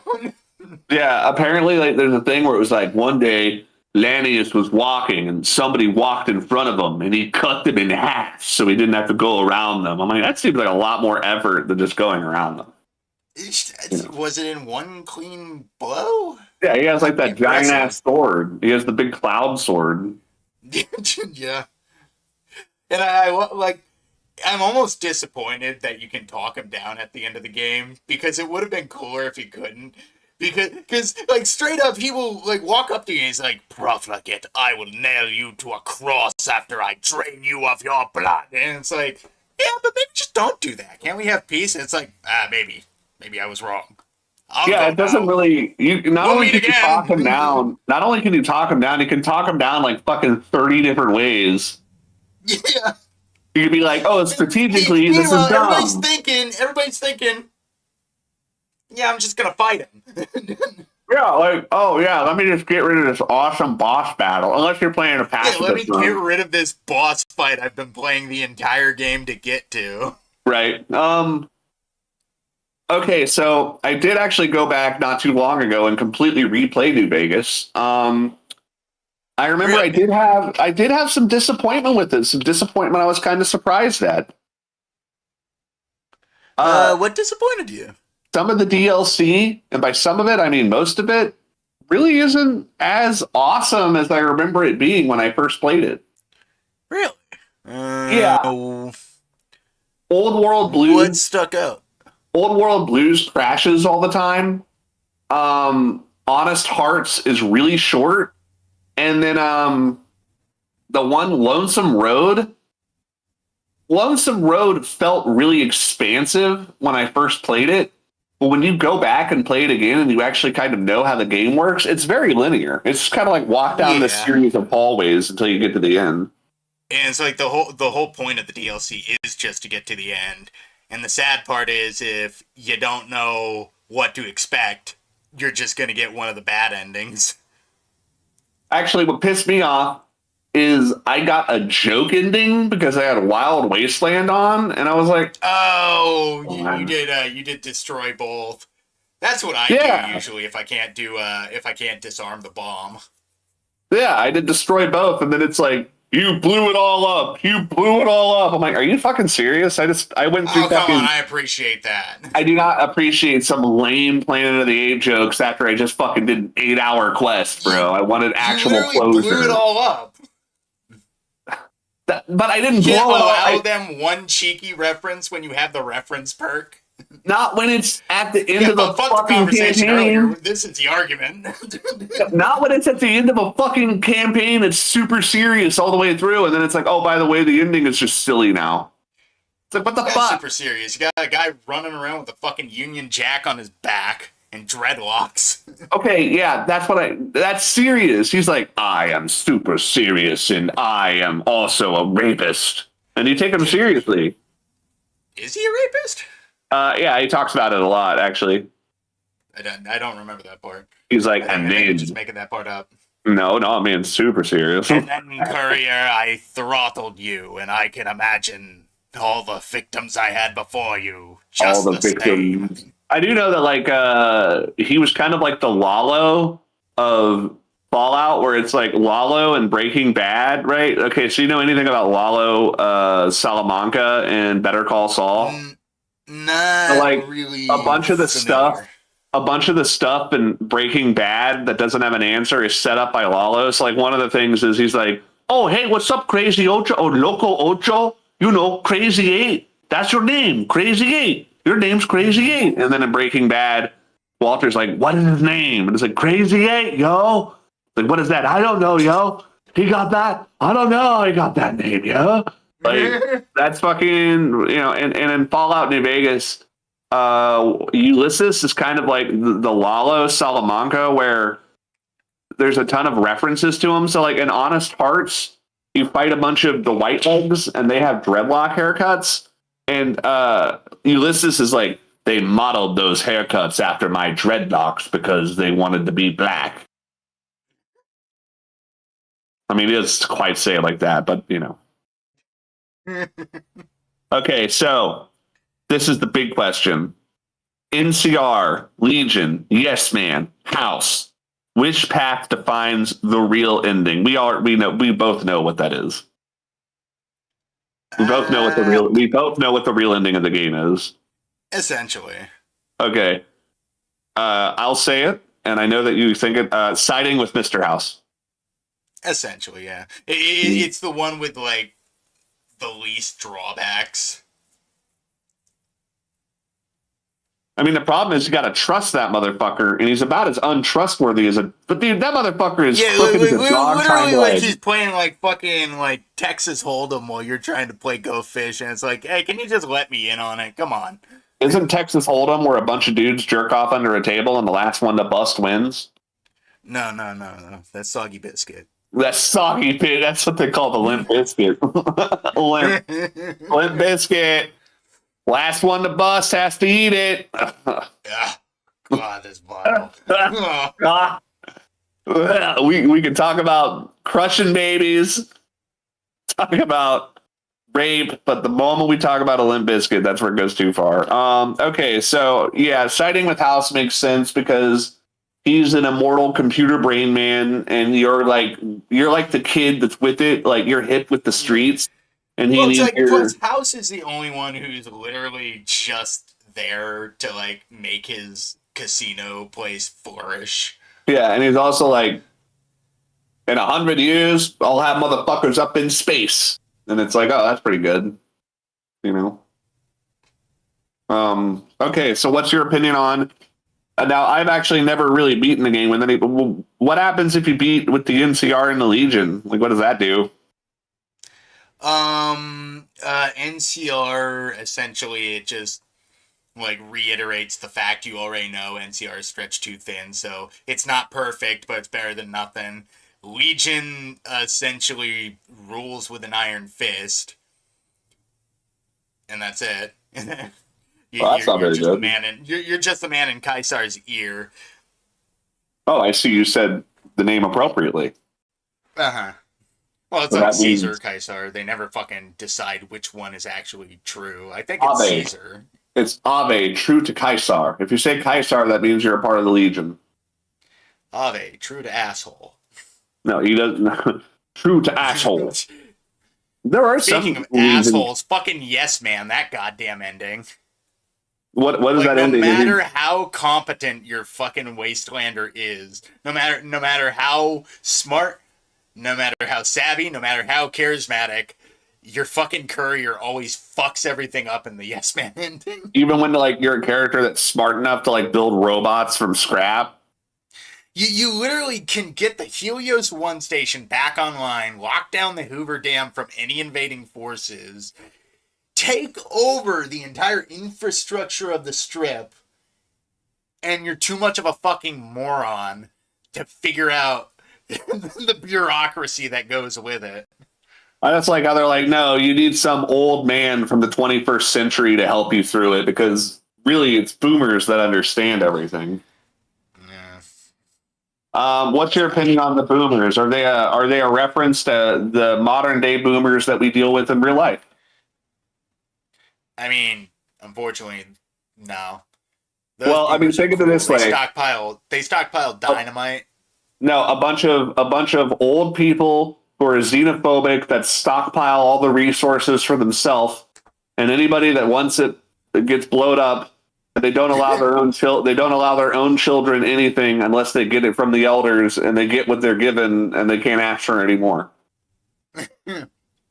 All their children are socially awkward and don't know how to get girls. I mean, one guy That's one like, guy who was passing the glances average. at some chick at the other side of the fucking mortar. The problem is that if the game had been realistic, you had been doing that quest like 30 times. I'm like, I'm bad with girls. I'm also bad with girls. I'm also bad with girls. We're all bad with girls. You know. Hi, I know this guy who really thinks you're cute. Aw, you don't have to be shy. No. Actually, Oh yeah, I always wish you could have done cute. that. I really wish you could have fucked her and then been like, yeah, so I ended up having sex with that girl you liked. Yeah, I deflowered your Cuckolded him. girlfriend. Have fun on your wedding night. It's so funny, like, prima noctis. She's like, well, I had to make sure she, it's like, I watched over the binoculars. I saw everything you did to her. Yeah, I did it on purpose. I made you watch. I made you watch. You fuck. Now what are you gonna do? Shoot me with that artillery cannon? Do it! Come on, fucking do it! Because you're suicidal. You exit the front gate and all you hear is boom, boom, boom, boom, boom. Oh fuck, oh fuck, oh fuck. Oh, fuck, oh, fuck, oh, fuck. The courier committed suicide by cuckolding a boomer and then getting shot by him after asking for it. Wait, no, I gotta read the Rob Perlman His words. last words were, "What? Are you going to kill me, pussy?" The courier cuckolded one of the boomers and then asked him to shoot him, feigning to seemingly to commit suicide. His last words being, "What, pussy? What? You really think you're gonna do it? You would really put me in my place if you did it, but I wouldn't suspect you would be able to do something like that." Oh, he's actually doing it. Oh shit. Oh God, I'm bleeding. Is this it? That's like when Caesar is just like, I bet you think you could fucking run the Legion. Well, maybe you should. You really put me in my place if you did something like that. Oh, but we all know you're not strong enough to put me in my place now, are you? But I see how lonely you get out there. Maybe having a Legion to help take care of you would be comforting in your time of need, where Caesar is power cucking you to become the new leader of the Legion. Like, I know. Caesar the power cock. Must get lonely out there, not having a legion of legates to command at your very whim. Only I could offer you something like that. But we all know you're too weak to take up the throne, aren't you? I mean, hey, Legate Lannius, come over here. And he grabs Lannius by the ass and is like, look at that. Look at that.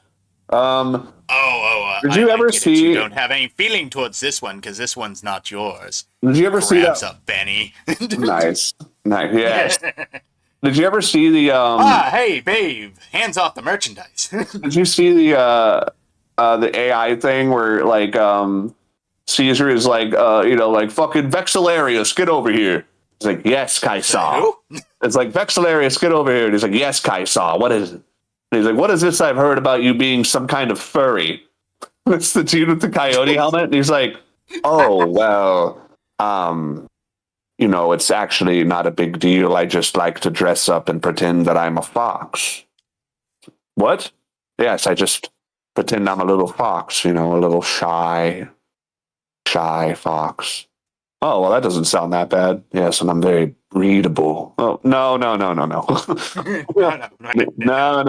not now. We're not doing that. Degenerates like you belong on a cross. It's fucking this Mojave Desert makes you, Mojave Wasteland makes you wish for a nuclear winter. Makes me wish for something, all right. No, stop. Stop it. I wish I knew how to quit you. Okay, so, how did the writing and dialogue compare to Bethesda's approach? Well, they did this thing called taking themselves seriously and writing and then doing this thing called a character arc or the hero's journey. And they would also do this thing called setting up stuff and then paying it off later. So like, this is what's good about New Vegas compared to 3, right? In New Vegas, Good Springs is a microcosm of how the entire world works, right? the vault is not a microcosm of how Fallout 3 works. The opening of Fallout 3 does not represent how the rest of the game will play out at all. Like, not even a little bit, you know? Like, Whereas, the most it could give you an inkling of is how to explore vaults. woo, so much fun. Oh, man, I can't wait to. You know, the only part about Fallout 3 that anyone seems to remember is a guy that says Gary. I like the like mind control gas vault. What, was that one have Gary in it? No, that's Well, then I don't remember that's it. a Then I different don't one. remember it. I don't remember it. Oh, you don't remember the one where the All I where, like, remember the is screen Gary. goes all purpley? Oh, yeah, it was so much fun. Oh, wow, purple haze effect. Wow. I mean, then you read like computer terminals that are telling you to like relax and go to sleep, and you see like your dad and what's her face walking around. Oh, I didn't remember any of that shit. See, now it sounds pretty fucking cool, don't it? Yeah, it does sound a little cool. I also remember that one vault. Remember the one vault with all the super mutants in it? That vault was fucking scary. Oh, the FEV vault? Yeah, that one fucks me off. Gary. Gary. I love that when you do Operation Anchorage, they have a fucking Gary in the base, and they chopped his arm off to try to get at the Pit Boy. That's awesome. Okay, so Joshua Graham, Arcade Gannon, Boone, who had the best companion arc? Okay, so one, Arcade Gannon, or as I call him, Arcade Gannon, he's gonna just get taken out of this equation real quick. Joshua Graham and Boone. Joshua Graham and Boone, who's better? Boone. Graham. Boone. Graham. What's so great about Graham? Oh, he's all burnt up and he shoots people. Oh, yeah. What's so great about Boone? Oh, I killed my pregnant wife. Oh, yeah. A very sad and disturbing moment, and you got to get revenge with him. Revenge on who? Himself? The fucking lady. The fucking lady who sold his wife. You put on the beret and her head pops. It's awesome. He doesn't even say anything about that shit though. He doesn't even acknowledge it. Oh. No, you tell him that you found like the fucking sales manifest for the slave trade. Yeah, but I mean, it's like, actually kind of fucked up. Okay, so you help him get revenge, but you don't know that's what he's getting. No, he straight up asks you to help him get revenge. I don't think he says, help me get revenge. I think he's like, I just need you to do this thing for me. No, it's like, we gotta make these bastards pay. Gotta make these sons of bitches pay. Okay, Joshua Graham doesn't get revenge. He gets redemption. Did you do the ending where you kill the white legs? Yeah, yes. Is that redemption? You can tell him not to shoot the guy. Not very forgiving or Christian. You can tell him not to shoot the guy. You're like, Joshua, maybe don't shoot this guy in the face and let him have a... To be fair, the white legs are pieces of shit. Yeah, but no, at the end of it, you can choose to tell Joshua not to execute the guy like a dog and then let him have a fair fight. Yeah. Whereas the other ending, the reason I didn't choose it was because I heard it destroys the environment and makes it like nasty, and I don't want that environment to be destroyed. Oh, what do you mean? It's the same reason I don't blow up Megaton. It's a resource that you're getting rid of. Yeah. I don't know if it actually destroys the environment or not, but the ending implies that it does. It implies the canyon becomes destroyed with like radiation and stuff. Oh, that's sad. Yeah, because it's like the fucking white legs move in and they salt the earth and they dump toxic waste in all the rivers and stuff and they defile the valley. A bunch of dumbass backwards tribals. Exactly. So it's like baseball caps on their head. Yeah. What is it? Joshua Graham would kick Boone's ass. All Boone would have to do to incapacitate Joshua Graham is chuck a bottle of alcohol at him. Why? Because he's an alcoholic? No, because he's covered in 90% of burns. Well, actually, it's theorized that Joshua Graham doesn't actually feel the burns anymore. He just says he does, but in reality, what he's dealing with is psychological trauma from all the bad stuff he's done. Why does he have to change his bandages every day? Well, I mean, that's just for hygiene, but it's because he thinks that he has to. But reality, he might not be feeling pain from the burns. He just thinks he is. That's cool. It's like his way of like I making still think himself. Boone can kick his ass.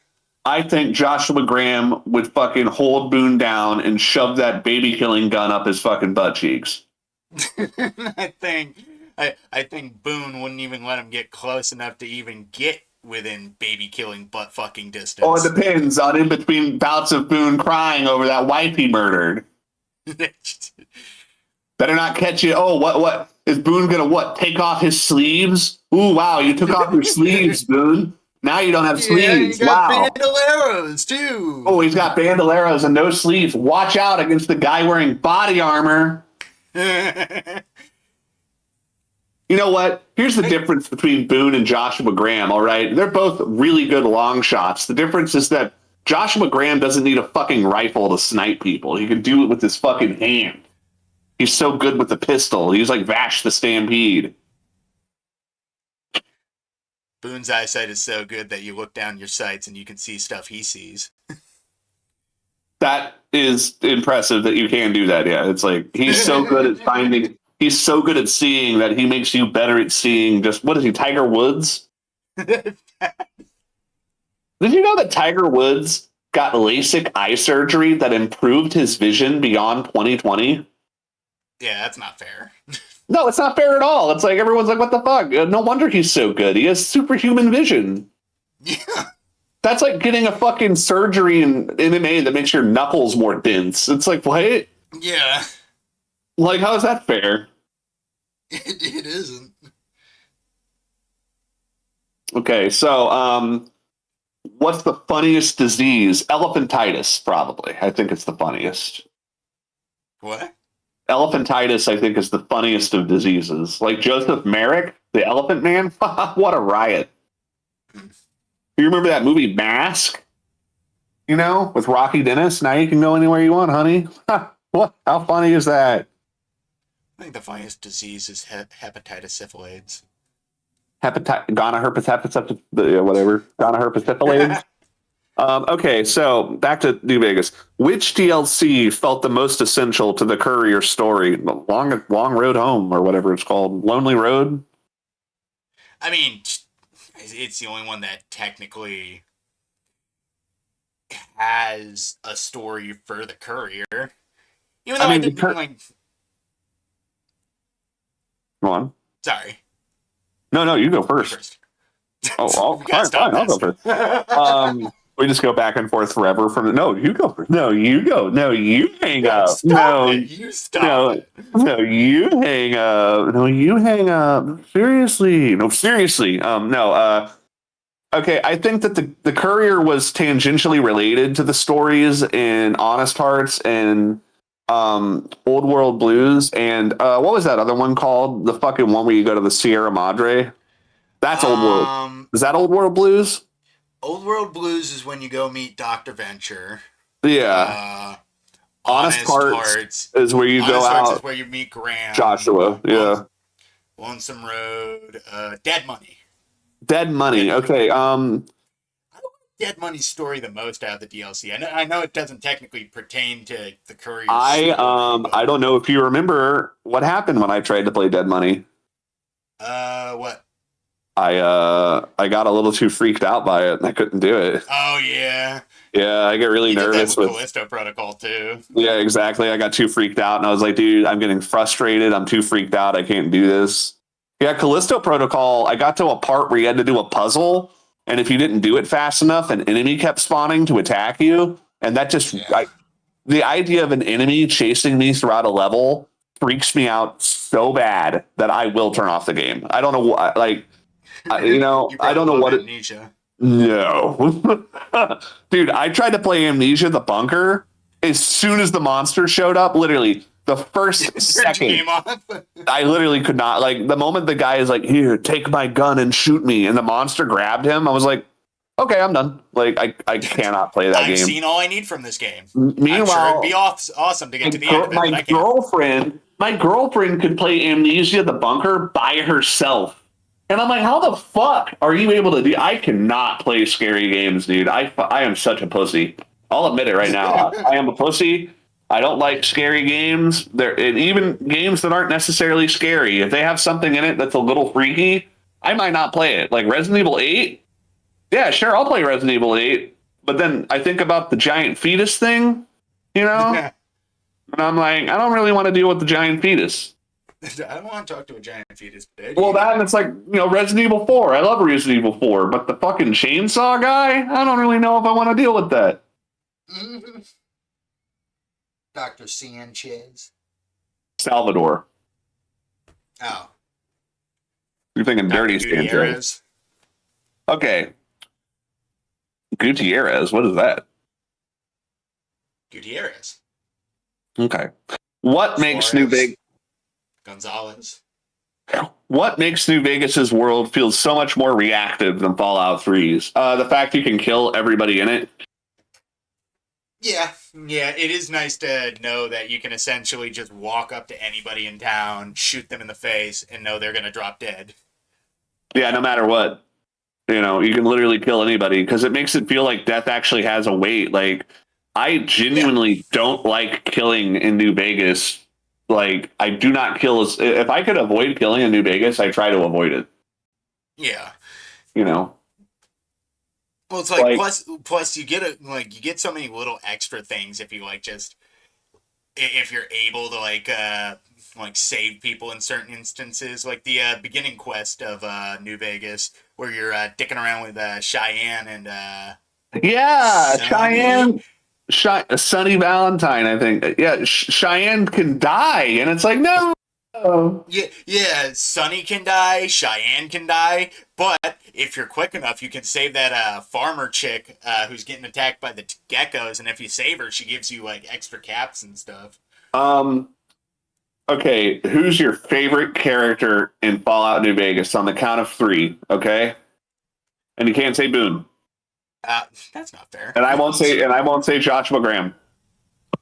Okay. Okay. I think I got one. 1, 2, 3. Little Buster. House. You said House? I like House. Yeah, I like House. Oh yeah, I like Andrew Ryan too. Yeah. Howard Hughes. Dude, he's literally just Andrew Ryan. Straight up, but he's fun. He's good. He's this suave social engineer, but he's stuck in a fucking box, so he's forced to work with you. I do think that they even noticed how similar Mr. House was to Andrew Ryan because they put an Easter egg in the game where if you kill him with the golf club, you'll get an achievement called "Would You Kindly." I know, it's awesome. I also kind of thought, I know they said he was based off of Howard Hughes, but you want to know what I saw a little bit of in Mr. House? What's that? A little bit of Walt Disney. Yeah. Especially with the whole... That's another person from the time period. Especially with the whole World of Tomorrow kind of angle. Like, the World of Tomorrow! That's like the Epcot Center kind of thing.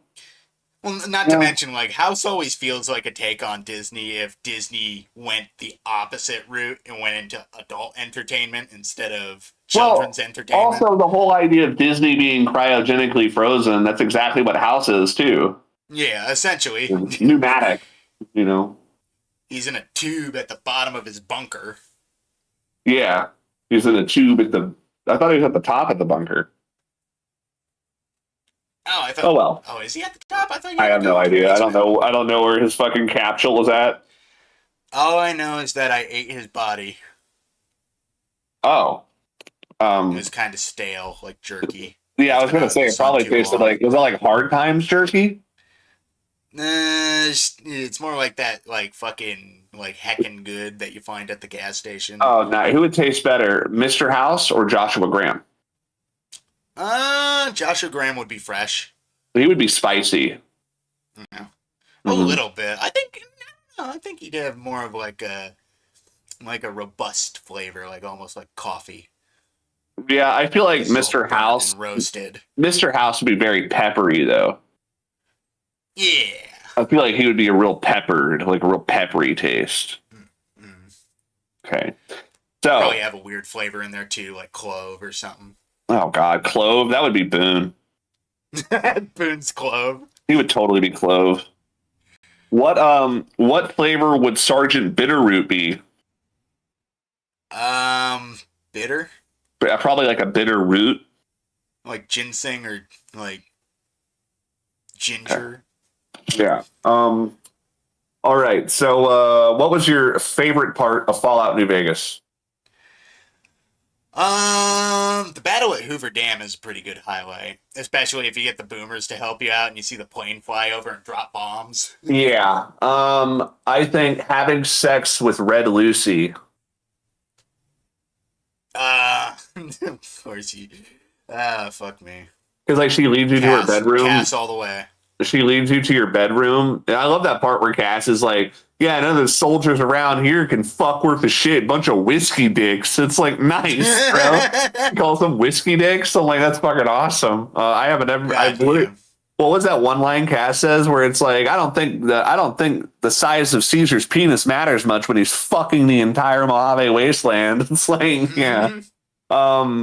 No, I love that when you go to have sex with Red Lucy, she brings you back to her room and she turns on these fucking string lights and she's in like a heart-shaped bed. Yeah. Did you know that? Yeah, it's like I remember she's that, like, yeah. yeah. So I always assumed Red Lucy was my canon love interest. Okay, now it's time for your least favorite part of Fallout New Vegas. Least, didn't we already go over that? Let's go over it again. Fuck it. Fine. Let me try to think of another one, I guess. I mean, least favorite. That's fucking tough. I didn't really like the whole rigmarole you had to do to get into the strip, and it just turns out that they were just doing a money check on you. Yeah, and then I also think doing quests for the NCR can be fucking mind-numbing because of the amount of fucking people you have to talk to before you get your because you're objectives. literally going through all the red tape you would have to if you actually worked in the fucking military. The problem is, in a game that has loading screens, that becomes really fucking obnoxious.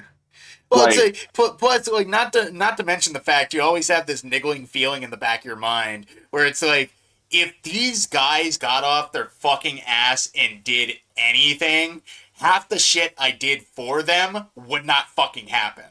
You know, I heard a rumor that a lot of people didn't even know you could be in the NCR because they never got past all the loading screens to get to the embassy.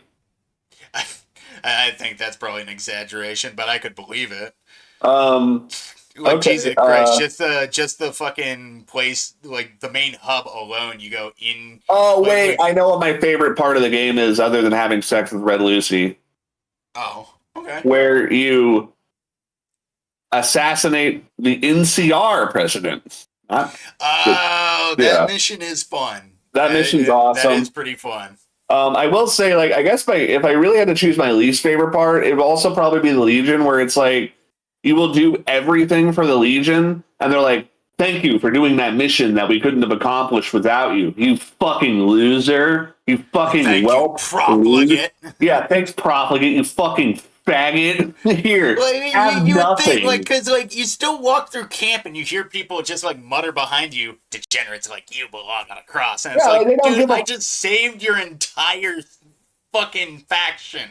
Yeah, give me some respect. It's like, oh, you did that mission where you blew up the monorail and stopped a bunch of NCR and killed 20 NCR. Okay, your reward is good job, I guess. And here, have a bed. It's like everyone else is like. Here's another thing. This is a minor, like, kind of gripe, but like, I love how you go into like Caesar's Legion's camp. Like, go into Caesar's camp. And, like, the moment you meet Caesar, he's like, I'll give you the platinum chip if you go down and destroy all this machinery for me. And, like, every time I got to that part as a kid, I'd be like, what do I do? He's not going to let me leave. And if I turn on the power and give it to the NCR or give it to House, he's going to catch me and I'm going to have to kill him. So what I'd always do is I'd go back, I'd get Boone, I'd kill him anyway, and then I'd go play the rest of the game. I didn't know if you go down into the bunker and just fuck him over, he's like, I heard a noise down there, I guess you did something right, and just ignore it. Yeah, that's awesome. He's like, okay, well, anyway, see ya. It's like, oh, well, bye. Thanks for doing that thing. I'm not going to check and make sure you did it properly. Yeah, I'm not going to use my legion to come and check. My literal legion. Okay. We were watching the computers, Kaisar, and we noticed that something about the Lucky 38 just lit up. Probably a coincidence. Most likely a coincidence. Damn, my head hurts. Ooh. Legius, stop having sex with that man over there and come give me my headache powder. At once, mighty Kaisar. Once I get out of this guy. I don't know if I pick up the butthole noises.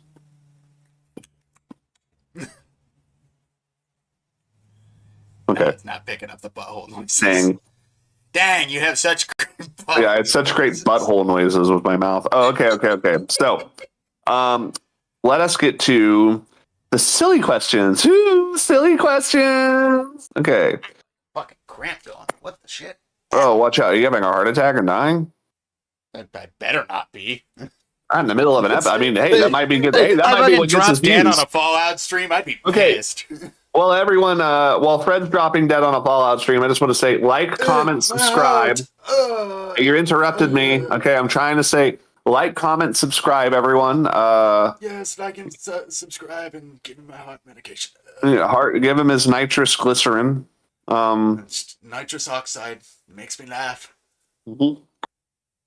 One time, I had a coworker who he was like, "Oh, damn it, I dropped my pills." And I was like, "You dropped your pills?" He's like, "Yeah, I dropped the damn bottle." And I'm like, "Oh, well, I hear." And he's like, "Yeah, come and find them for me, Jack." So I lean down and I pick up these really tiny pills off the ground. And I'm like, "What are these?" He's like, "Oh, it's nitroglycerin pills." I'm like, Jesus, I don't know if you should be dropping these. Yeah. No, but it was funny because my nitros like, for my heart. He's like, "Oh yeah, no, I take nitroglycerin for my heart," and he's like, "Now, did I take one of these or two?" I'm like, "Isn't overdosing on this like enough to fucking murder you like in 15 minutes? Like, don't die in the middle of my shit, please. Don't fucking kill yourself." It was so funny because he was like, "Yeah, I had to take two of these, and then the doctor gave me a third one and said that if I needed more than that, then that was it." And I'm like, "You mean your doctor said that you were gonna die?" And I didn't reply to him. I was like, yeah, I'm sure that's fine, man. And like, I didn't want to say out loud, I'm like, that was the doctor essentially saying that you have congestive heart failure, right? Like, yeah, that's not good. If you have to take 4 of these, you're fucked. If you have to get to the point where you need to take any more, that's it. Yeah, like, that means your heart is going to blow. Yeah, and it's like, I remember he was like at work, and this is a job years ago, but he was at work and he was just like, "Oh yeah, I'm back. I just had to get another stent put in my heart." It's like, another stent? Like, Jesus. How many do you have? Like, he's like, "Oh, I got 3. I'm like, "You have 3 stents in your heart?" It's like, what the fuck? It's like, this guy's aunt had to have 2, and my dad had to have the fucking quintuple bypass. Like, fuck That's me. Crazy, man. Like, anyway, 1 is too many. If you have more than 1, you fucked up, Royal. So, Fallout New Vegas, silly questions. Let's get to silly. Let's get off the story about nitroglycerin. Yeah. Why does every New Vegas fan sound like they're running for president of an imaginary country? I guess, in a way, they're trying to run an imaginary country. Yeah, I mean, it is like they are actually kind of running an imaginary. I also think it's because people that like New Vegas are genuinely some of the more pretentious, like. There's a lot of fart huffers. Like, I hate the people who say, "Yeah, New Vegas, Fallout 3, though." Blah. I mean, like, I will say that New Vegas is superior mechanically to Fallout 3. Unique looking guns, more items. It's silly to not say that, but I'm but talking to about say, the people who never even give 3 a chance, or the people who retroactively look at 3 and are like, "No, that game is worse than garbage because we got a better one." No, because fucking Point Lookout's awesome, the Pit's awesome, Herald's awesome, the fucking Vampire questline is awesome, Arafu is awesome, the superhero questline is awesome, Republic of Dave is awesome. Like, come on, Big Town and Little Lamplight, those are awesome. Like, those are fucking great. Like, you can't You cannot sit there and tell me that, oh, those aren't good just because Fallout 3 or Fallout New Vegas is mechanically better. Like, that's bullshit. That's like trying to say, oh, Morrowind isn't good because Oblivion is more playable. It's like, dude, Morrowind is a completely different experience to Oblivion. Yeah, plus, it's like, it's an older game. Like, people have to take age into account. Yeah, it's like, I said, Fallout 3, they didn't have a fucking... I said, Fallout 3 walked so New Vegas could fucking run. And if it wasn't for Fallout 3... They took the creation engine from Oblivion and they looked at, like, this concept for a Fallout game that they were planning on, and they're like, well, we gotta make this work, because the last few isometric games we released in Fallout Brotherhood of Steel and Tactics didn't do as well as the others. No. Okay, so this leads to the second question. Did Obsidian actually make a better Fallout, or did they just invent intellectual roleplay gatekeeping? It's gotta be this, or I can't play it. New Vegas really is kind of the Rick and Morty of the Fallout franchise. It's like... It is. Like, there's a lot of fucking smugness surrounding it. I cannot stand the people that go, the best choice in the game, it's obvious, it's Caesar's Legion. It's like, no. Anybody who says that is fucking a moron. No, they want to be... No, because think about how, like, they do so much better. Caesar's right. Technically, he ruled the wasteland, and he did it like he did it. Yeah, but there's literally a part... You're marauding and slaving and raping and pillaging. There's literally a part of the game where you find some guy, and he's like, yeah, Caesar drugged my family out in front of me and had them all fucking executed, and it made me the man I am now. And it's like... You come up to fucking... You come up to... Oh, God. You come up to Nipton, and the first thing you see is burning crosses, crucified bodies. The first guy you find is either that Legion dick with the fox head or the powder ganger running around celebrating his win. I won the lottery! Who won the lottery? And then I love the fact that if you like walk in on the dude who's sitting on the chair and he's like, oh man, my fucking leg get broken by the Caesar's fucking Legion. Now who walks in? Oh, it's the Powder Ganger's Grim fucking Reaper. Yeah, exactly. That is really funny. You mean to tell me the fucking Powder Ganger's Grim Reaper walk in here? I love how you give him medics and he's like, nah, man, I need a little bit more medics, man. Come on, man. And it's like, dude, I gave you plenty. And he's like, come on, man, just a little bit more, man. And you're like, man, you don't really need this medics to feel better, do you? Yeah. Like, come on, buddy. I always found it funny, like, how, like, people can't decide whether he's canonically got broken legs or if he's actually faking it, because when you hit him, he can stand up. Yeah, but if you zoom in on his legs with VATS, they are damaged. Oh, that's cool. Yeah. I'm pretty sure they're damaged. All right. Yeah. But yeah, like literally the whole entire point of Nipton is they explain to you, oh yeah, we held a lottery. The first got executed by a firing squad. They were the lucky ones. Yeah. And then it just progressively got like more and more fucked up. Like it's just Jesus. Okay. Here we go with another question. Okay. Oh wait. So would you say that did Obsidian make a better Fallout, or did they just invent intellectual roleplay gatekeeping? I don't think they meant. They didn't mean. Yeah, I don't think they meant to invent that. I think it's a Rick and Morty effect where it's like nobody making something good expects people to take it and be assholes about it. It's a cleverly written game that's very open for people to just. It's like baby's first Stephen King book. When it's like, oh, I read a book and it was Stephen King, and it's like that doesn't make you a master of literature just because you read it.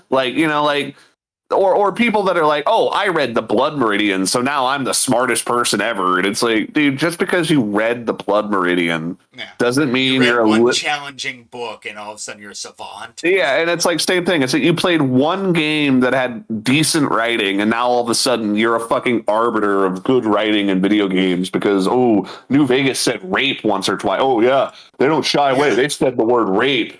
And it's like, great, dude. There's fucking Super Nintendo games like Chrono Trigger that talk about rape. It's like not a fucking big deal.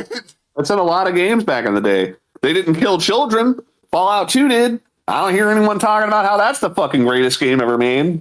Yeah. Well, some people. I'm sure there's some people out there that say it People are is. a lot braver. Yeah. Okay. So, uh, is Mr. House just Elon Musk with better lighting? I don't. I don't. I don't Um, see the correlation. I'm gonna need you to get the platinum chip, so that way I can have Moron. my robots with rocket launchers blow up. If you get me the platinum chip, Starlink can go online once again, and we will have internet across the Mojave. Okay, but what does that do for like? Well, you'll be able to access video sharing websites to watch pornography. What's What, pornography? what's that? And plus, the Legion don't have tech. The Legion doesn't have technology. I don't think they care about the internet. Oh well, Well, you see, at the top of the Lucky 38, I have a giant rocket. Cool. yeah, and it's capable of space flight. Well, that's a rocket. I'm sure that's what it was designed for. What is it? What is it there though? Well, my Why? plan. Why? I'm going to dig a big hole in the ground, and then people can walk through the hole and then come out the other side. You mean a tunnel? No, it's different than that. It sounds like a tunnel. No, it's an underground traffic tunnel. Those, yeah, we've already had Yeah. those. Those have We existed since actually like we have a name for it. It's called an underpass. Yeah, those are um tunnels. no, but we call this the bore way. The bore way, like a tunnel that's been bored, like a tunnel. um, well, It's not a okay, so tunnel. no, I do not see any fucking correlation between Elon Musk and Mr. House whatsoever. Not even a little bit, not even slight, other than he says They weren't even a in twinkle in a each hundred other's years, eyes. in 100 years, I'll have them in space. That's the only thing that's similar is that him and I'm Elon going to populate Mars. with my old ass jerky sperm. Gross. And then he just has astronauts. Mr. House has sex with They, a little green no, man. no, no. They terraform Mars by busting on the soil.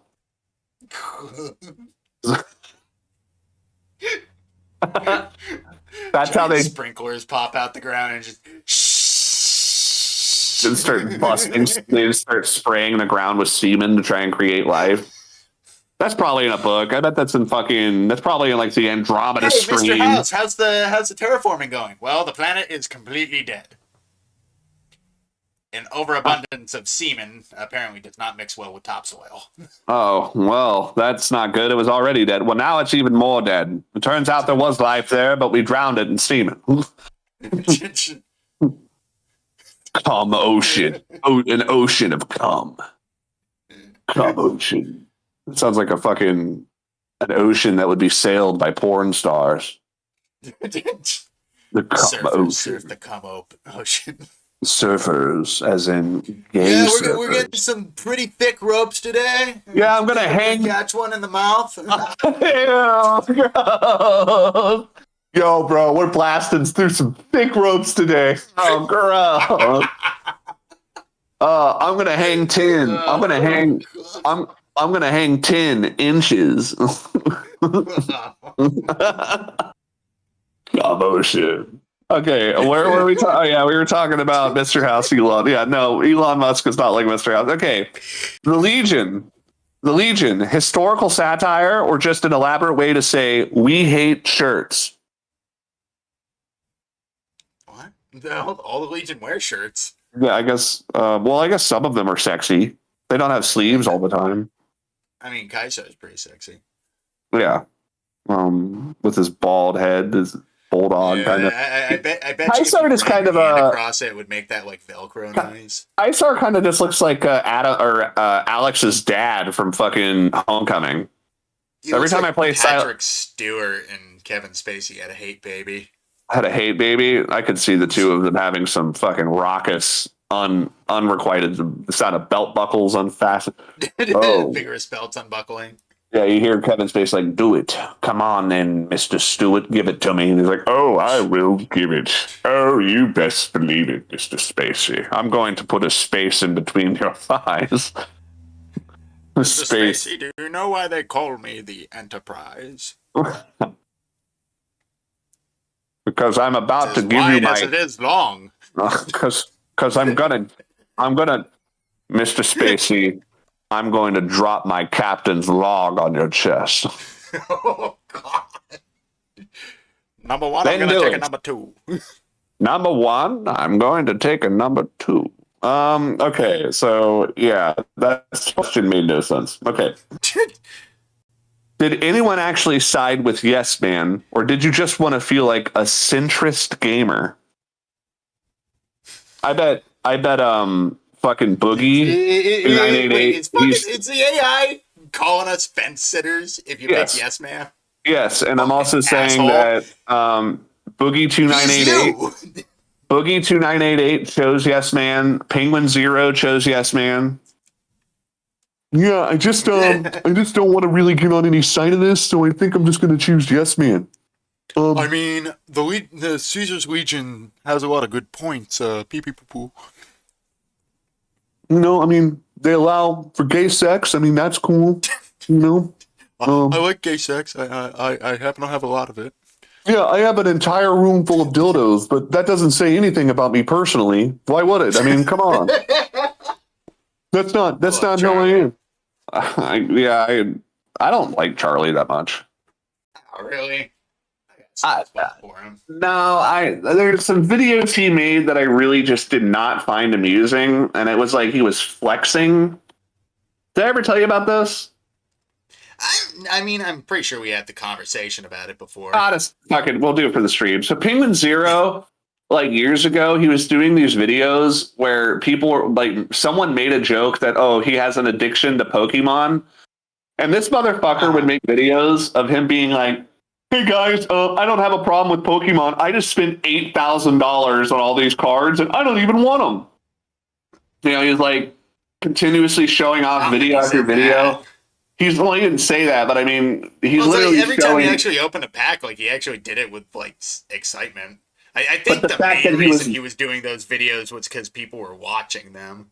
Yeah, but that's the thing is he's literally like, I'm gonna burn money and make you watch me burn money. Ha ha! I have more money than you. Ha ha ha! And that's what I didn't like about it because it's like he's trying to act like he's trying to act like he's one of the boys, but then here he is spending $8,000 on cardboard multiple times, over and over and over. I can see where it could be construed as disingenuous. I just thought it was really like I thought like look, I get what he's going for here. He's trying to put a kibosh on it by feeding into the meme. But what he's actually doing is he's inadvertently showing us that he has way too much disposable income and that he can spend more money than you make in a year on one day on crap that he'll forget about 5 minutes after fucking, Like, have you seen his new house? He's got like a fucking claw machine or like a pachinko machine in his back. Like, what the fuck is he using that for?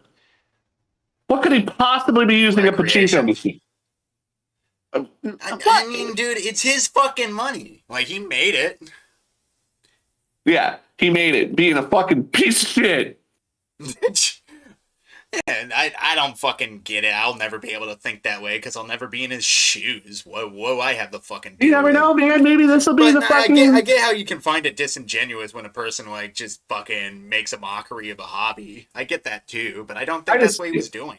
No, I didn't say he was doing that. I was just saying he was fucking spending a shitload of money and then acting like, oh, no big deal. I'm just like one of you guys. He's clearly well off. He's more than well off. The only time I ever got on Charlie's case about that is when he tried to fucking hide it. When he got pissed off that, like, a bunch of information at Twitch got leaked and people found out he was essentially a millionaire. And it's like he's like, oh, I don't see why it matters. And it's like, well, it does matter when every day you're just trying to claim, I'm just like you guys. No, you're fucking not, dude. No, you're not. Fine. Exactly. Yeah, that's the thing is if you're gonna be that way, own it. Don't be like one of those dudes where it's like, oh, you're an everyman when it's convenient, but the moment you get criticism, now you're a rich guy. Just be a rich guy, Yeah. Like I don't even care if he wants to stick up with the everyman shtick. Just understand that you are more fortunate. You have a lot of like wealth. You're not exactly a normal person anymore. No, I mean, like, look normal people have to worry about stuff monetarily. Yeah. What is it? That's the thing, like with some of these like celebrities I don't like. Like you want to know, and this is totally off topic. We're going off topic, everyone. This is the intermission before we We're talk going about off the Fallout bumpy 4. trail. We've hit the 2 hour and 18 minute mark, so we're just Well, gonna we're on go the free lonesome ball for a road little now. Okay, let's get through these last few questions, and we might get back to what I was going to say. bit. Yeah. Okay. Why does every faction feel like a political spectrum meme that came to life? Because it is. That's I the mean, point. essentially. It's Like you got the Romans, you have like the military bros, the you old have Uncle the drug Sam. dealers out in the mountains. You have the fucking boomers that are like unsure guys that hoard weapons and fucking hoard wealth and won't let anyone else have it. Yeah. How topical. You have the followers of the apocalypse who are hippies that inadvertently caused the Legion to exist because of their fucking liberal attitude. Yeah. It is kind of funny how curb Caesar before he became a despot. yeah, well, it's funny because the followers of the apocalypse taught liberalism so like openly, it ended up causing somebody to like recognize what they were being taught and then to do the exact opposite. You know, they're like, "Oh wow, you taught me how to be liberal and give to people. Let's become socialists. Let's become a totalitarian, despotic, fucking feudal." Yeah, and I don't really think it's a good idea to just give random raiders the means to take care of themselves just so they can go out and murder people. Yeah, exactly. I think I'm going to become a fascist. But no, like that's literally essentially what the followers do. It's like, hey, let's go out and teach people that are going to die how to like do warfare more efficiently. Yeah. You know, at no point did they ever think that was going to become a bad idea. It's like, well, let's hope one of our own doesn't decide to get on a power trip. Hey, what happened to our shipment of Radaway and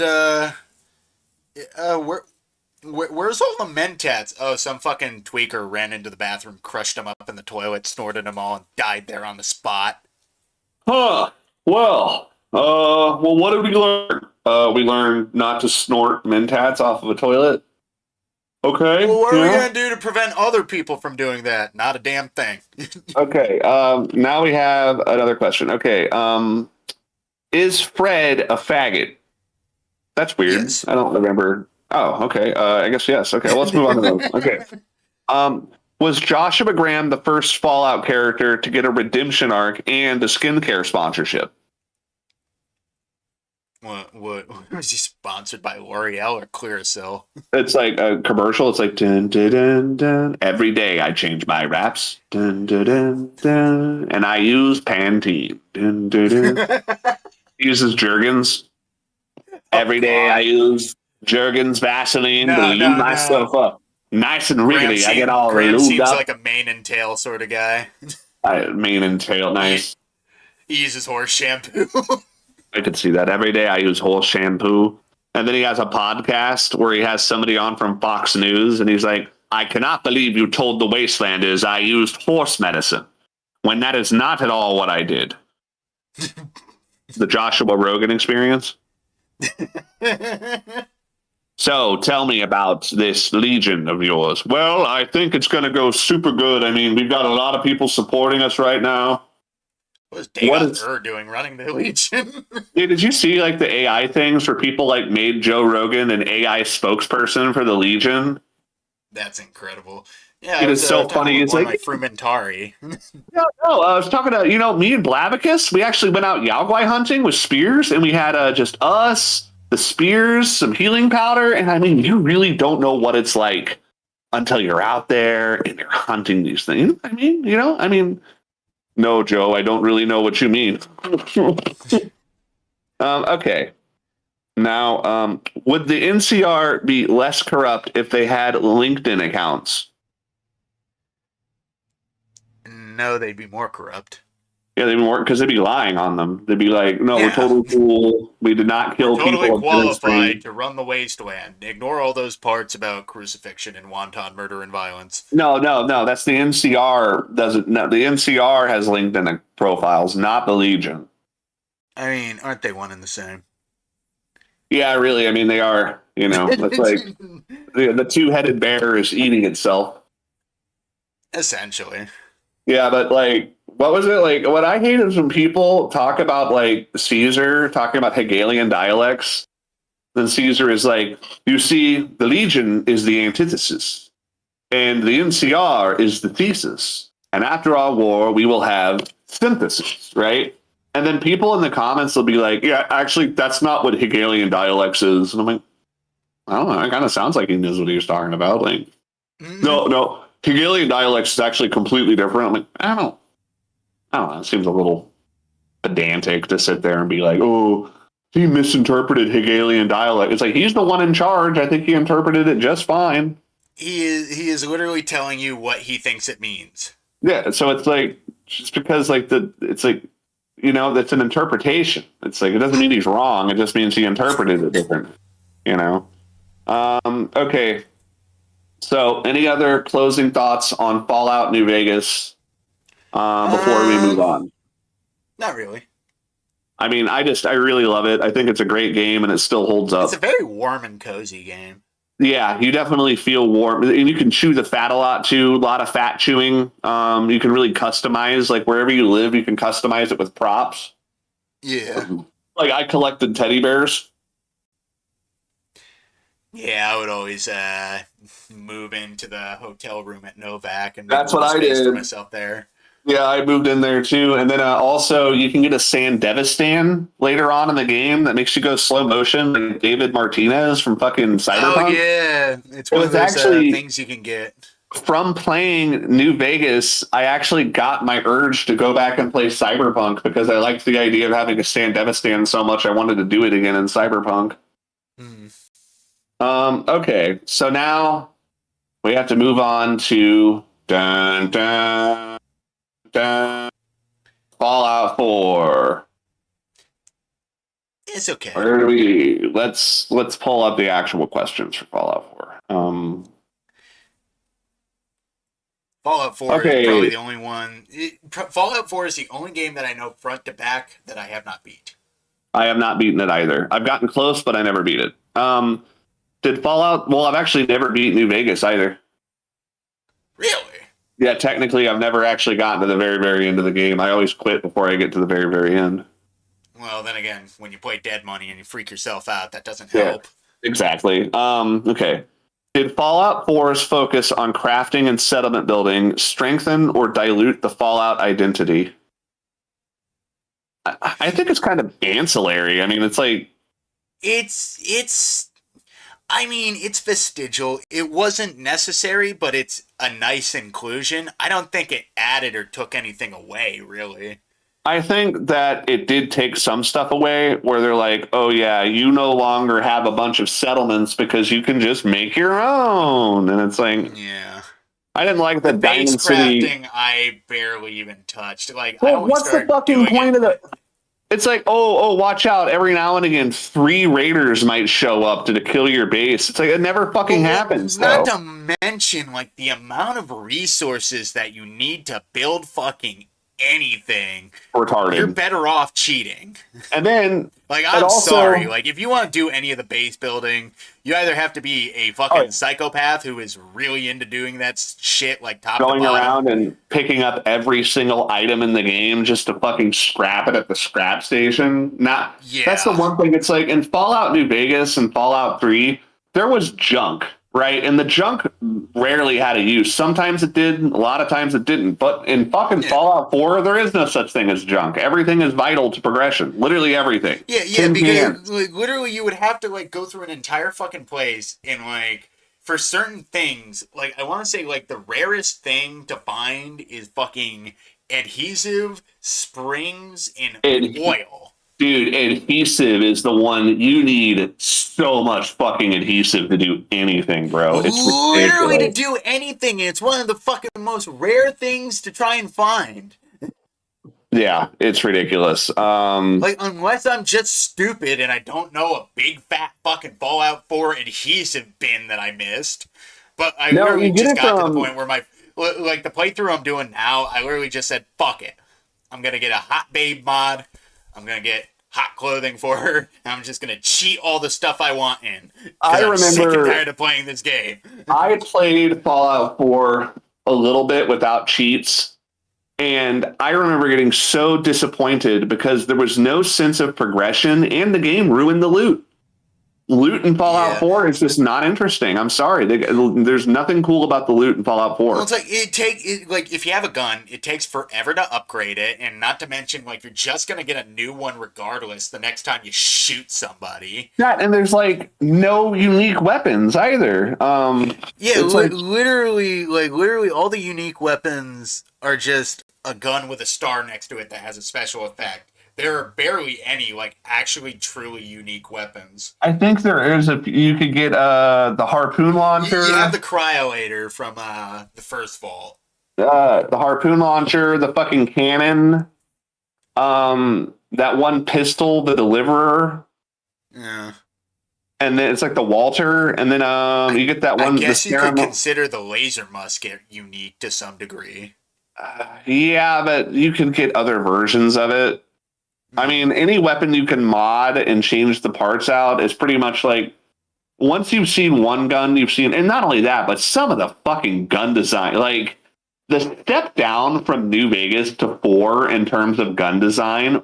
What the fuck happened? Well, it's like they took relatively realistic gun designs, like like even in Fallout 3, the guns looked like they could be believably built. Like the only one that really looked all that weird was probably the Chinese assault rifle, but that's because it was a hodgepodge Ray-K or whatever.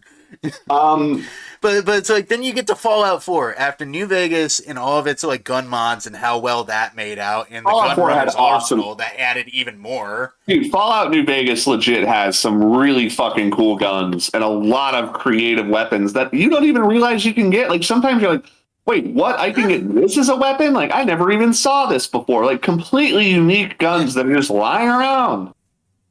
Yeah. I remember the first time I like played like New Vegas and I got the service rifle. I was so stoked because like as a kid, like my favorite like weapons were M1911s and M16s because I'm a fucking milk toast dweeb. But I My always loved like favorite, the look of like M4s, M16s, and the 1911 because it's a my it's a my big old favorite, chunky pistol that fires a big bullet. yeah. I gotta say, yeah, in Fallout New Vegas, I finally got my Wasteland, like my Wasteland Dream weapons, which Yeah. is a fucking fire axe, like a wood splitting axe, and a pump action shotgun. Nice. And a pump action shotgun. I don't know why those two Dude. weapons together just feel fucking cool to use. Like I have a shotgun and a fucking axe. Like there's just something about it that's very Viking. And Dude, I always like because I'm a big boon simp. I always spec my guy to be a sharpshooter as well. yeah, love I do like sitting up on a hill sharpshooting a with lot, hunting especially rifle. like. And here we are talking about New Vegas again, like the anti-material rifle in New Vegas. It fucking makes the Yeah, ground and shake. the Gobi Desert rifle that you can find like above is it But Candlelight Cove? uh, Candle something Cove. It's something like that. Candlelight Cove. Yeah, you're right. Not Candle Yeah, Cove. but you find Boone's rifle that he killed his wife with. I'm a Yeah, little disappointed though because he doesn't ever bring it up. Like he doesn't say anything about it. it could have been put in the game after the fact. You know. Maybe. Okay, so oh, I think my phone just crashed. Hello, can you hear me? I can still hear you. You're good. Okay, I thought my phone crashed for a second. All right. Yeah, Now, but back to 4. Yeah, the weapons fucking suck in 4. no, especially like, dude, the combat rifle I and the literally combat. modded in every gun that I wanted into 4 because I was so sick of waiting for a gun that I wanted to actually use. The combat rifle and the combat shotgun having the exact same design, just different receivers. What the fuck was that? Yeah, not to mention when you fully upgrade the rifle anyway, it looks ridiculous. And then the assault rifle, which looks like a fucking steam pressing. Yeah. What? The assault rifle looks like it weighs 100 pounds. Yeah, it is the dumbest looking fucking thing in the world because it looks like they wanted to make that sort of retro futuristic design that Fallout used to have, but for whatever reason they gave up halfway through. Yeah, dude, no. Because Like, they added like parts from like an M249, like they gave it a carry handle, but then they gave it like that giant like barrel shroud from a Lewis. It's just an ugly fucking gun. It it is just a looks fucking bad. mess. It to my knowledge, it doesn't sound good either. It's kind of weak. Yeah, it's not a very powerful gun. It's like spray and pray almost. Yeah. That's why, like, I noticed in the Fallout 4 DLC, they added guns that were more realistic. So it's kind of funny. It's like they knew they fucked up, so Yeah. they, Well, it's you like I know, said, it's almost like because they got the I actually liked the design of the 10 millimeter pistol. They kind of just yeah, made it look like a deagle. But yeah. then it's so weird how instead of going back to the sort of G3 design from Fallout 3 for the assault rifle, they just overdid it. It's just and it's not. It doesn't even look like a fucking assault rifle. It looks like an LMG. It looks like some kind. I think it looks like a fucking soldering gun, like an old school soldering gun or something you would use on And like the isn't side it of a. still like magazine fed? It doesn't make Yeah, any sense. yeah. Okay, so here's another question. The voice protagonist, good innovation or step backward for role playing? I think it was a big fucking mistake. Huge mistake. I Voice remember. character made it so. You're only gonna have one character if you play Fallout 4. It's the same. It's the same issue you have with 3. I have with 4. Hold You're on, I never gotta gonna have use a different the. playthrough. I gotta use the restroom once more. I drank a bunch of Red Bull. I'll be right back. No, But you're hold good. it down. I'll Hold just it down. waffle on my point because like the way Jack looks at 3 is I assume how I look at 4, where it's like no matter what you do, like the only thing that's going to be different is whatever faction you choose to go with. Like your reaction is always going to be yes or no, or yes with snark. Like all the information is going to remain the same no matter what you ask people. Like sure you have persuasion checks and shit, but fucking at the end of the day, it still leads to the same outcomes. Like you just get XP if you pass a persuasion check. It's just I don't know. Like the lack of player agency kind of kills Fallout 4 for me. Even though it's a really fun game. I love the combat. I love like the weather effects that they had too. In fact, when I modded my game, like I got weapon packs, I got a hot lady mod, and then I downloaded a bunch of weather effects. Essentially, I can swap out different like packs to give it more winter season stuff, more fall season stuff. I'm back, by the way. It's just, Okay. Not to cut you off, I'm but glad they added like mods into Fallout 4. if they didn't have mods, the game would have been fucking unplayable. Yeah. I will say this. My opinion on the voice protagonist. I actually didn't think anything of it at first. I was like, so what? A voice protagonist, you know? Well, But I you want didn't to mind know? it because the voice But protagonist is good. you want to It's know when good. it kicked me? You want to know when it kicked me in the nuts, though? When So I had downloaded a mod where it was. I made it winter time, and I was like, okay, now it's winter time, right? And I was like, ooh, I got an idea for a character. I'll make like a drunk Russian guy with the red nose who's like got a mustache and he's balding. And I made this drunk Russian guy, and I'm thinking to myself, like, hey, how are yeah, you? yes, everyone. I am a drunk Russian. I am from Metro. I am here to be drunk Russian. And then I walk up to somebody, and my guy's like, hey there. How's it going? I was just wondering if you could help me find my son. And I'm like, oh, well, that's it totally fucking takes me out of the character. It's like, I was a drunk Russian, but now I'm Nate. I'm Nate the soldier that talks like Yeah. Nate the soldier. And it's fucking annoying. Or Nora, the lawyer. really, yeah, the lawyer who is really good with firearms. Yeah, who still can't solve her problems with, using peaceful resolution. She's got to kill everybody. Yeah. That would have been interesting if they had done that, where it's like if you chose the woman, you had more dialogue options, but if you chose the man, it was more like, but they would never do something like that. Oh no, Well, can't do not to that. mention, like they didn't even plan for you to talk most things out anyway. I can't. It's so weird how it's like everyone's favorite thing from New Vegas was the fact that you could play the game without killing people and have a fun time and get through it. And like, what? Were they just so embittered and spiteful from New Vegas's success? They were like, "Fuck that! We're gonna do our own thing." Like, what the fuck were they thinking? No, because also think about it this way: around the same time, Doom rocked the fucking world. 2016 Fallout 4 came out in 2014. Oh, it came out in 2014. Yeah, Oh, I thought they came around out there. at the same time. Maybe I'm wrong. No, I thought it came out. No, I'm probably wrong. I thought it came out in 2014. This is like Canon hover cars. Yeah. which I tried to find it. I don't think they're actually canon. I think it's a thing. I think they added one in 76. Oh, 2015. No, you're right. It came out 2015. before. Yeah, I but thought they came I, out around the same. Well, they did come around the same time, but not in yeah, the way I I just expected. and they both were made by Bethesda Studios. I'm pretty sure. Yeah. Um, I think my issue though is it's like New Vegas literally set the standard where you can kill anyone, but you can also choose not to kill anyone. It's like you can kill Yeah. everyone or you can kill no one. And Well, then plus it was Fallout almost 4, kind of fun to maneuver like the non-violent options yeah, because all the no, I dialogue love was it. really fun. I loved having moments like I remember I was playing New Vegas once and I made a character that was like Elvis Presley. And I got to this part where I was going to New Vegas and this fucking raider came running after me and he was going to kill me. Like he was beating the shit out of me. And I remember I took my gun and I was like, hey, I'm real sorry for this. And I shot him in the leg with a hollow point and crippled him so I could run away. Yeah, nice. Yeah, it was like funny. It was like cool. It's like I know I wasn't going to kill him, so I just wounded him so I could run. There's nothing like that in Fallout 4. Yeah. You know, I mean, really. I mean, I mean, there's like cool spectacles and stuff. The glow is pretty cool. The mission where you drain the quarry is kind of oh neat. yeah, okay. The fucking glowing, the fucking yellow sea. That is cool.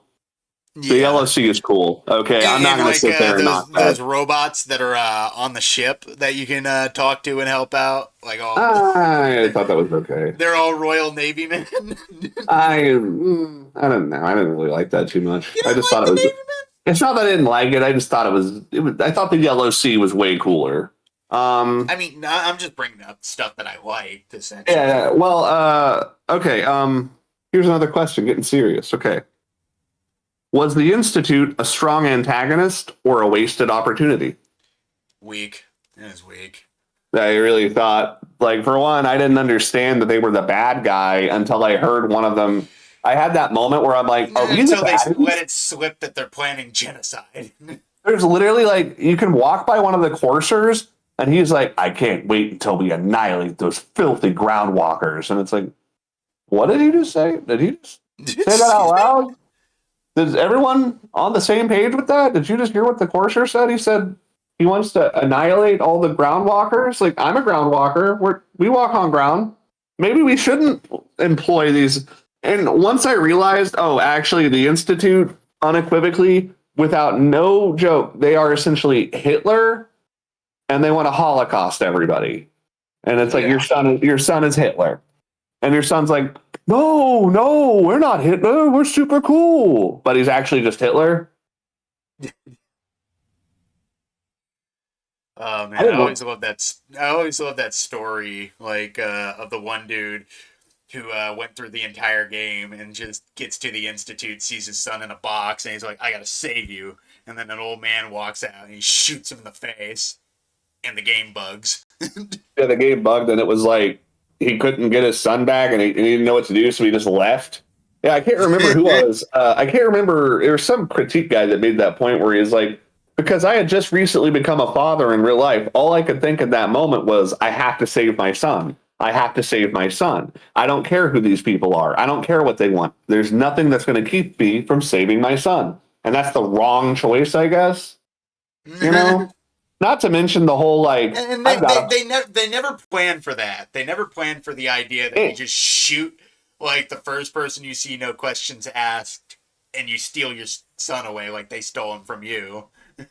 That's literally what. Yeah, it's like that's this is the thing. Like you can criticize Bethesda, but in There's just Fallout some 3, stuff that they did in, not do. in Fallout 3, finding your dad is nebulous because you're not even sure where to look or where he's at. Right, so it makes sense Yeah, that you would cut you go around. through the whole game basically fumble fucking your way trying to pick up his Right, trail. but it would make sense for your guy not to really know what to do and to just kind of wander around and try to get his bearings. And Fallout New Yeah. Vegas, you don't know Benny's at New Vegas, and maybe you don't want to go after the guy that shot you. Maybe you want to do something else and get a new lease on life, since. But in Fallout 4, your baby got stolen from you after your wife was executed like a fucking dog, Yeah, with and a big gun, by the way. they should have just made her head blow up. That would have been sick.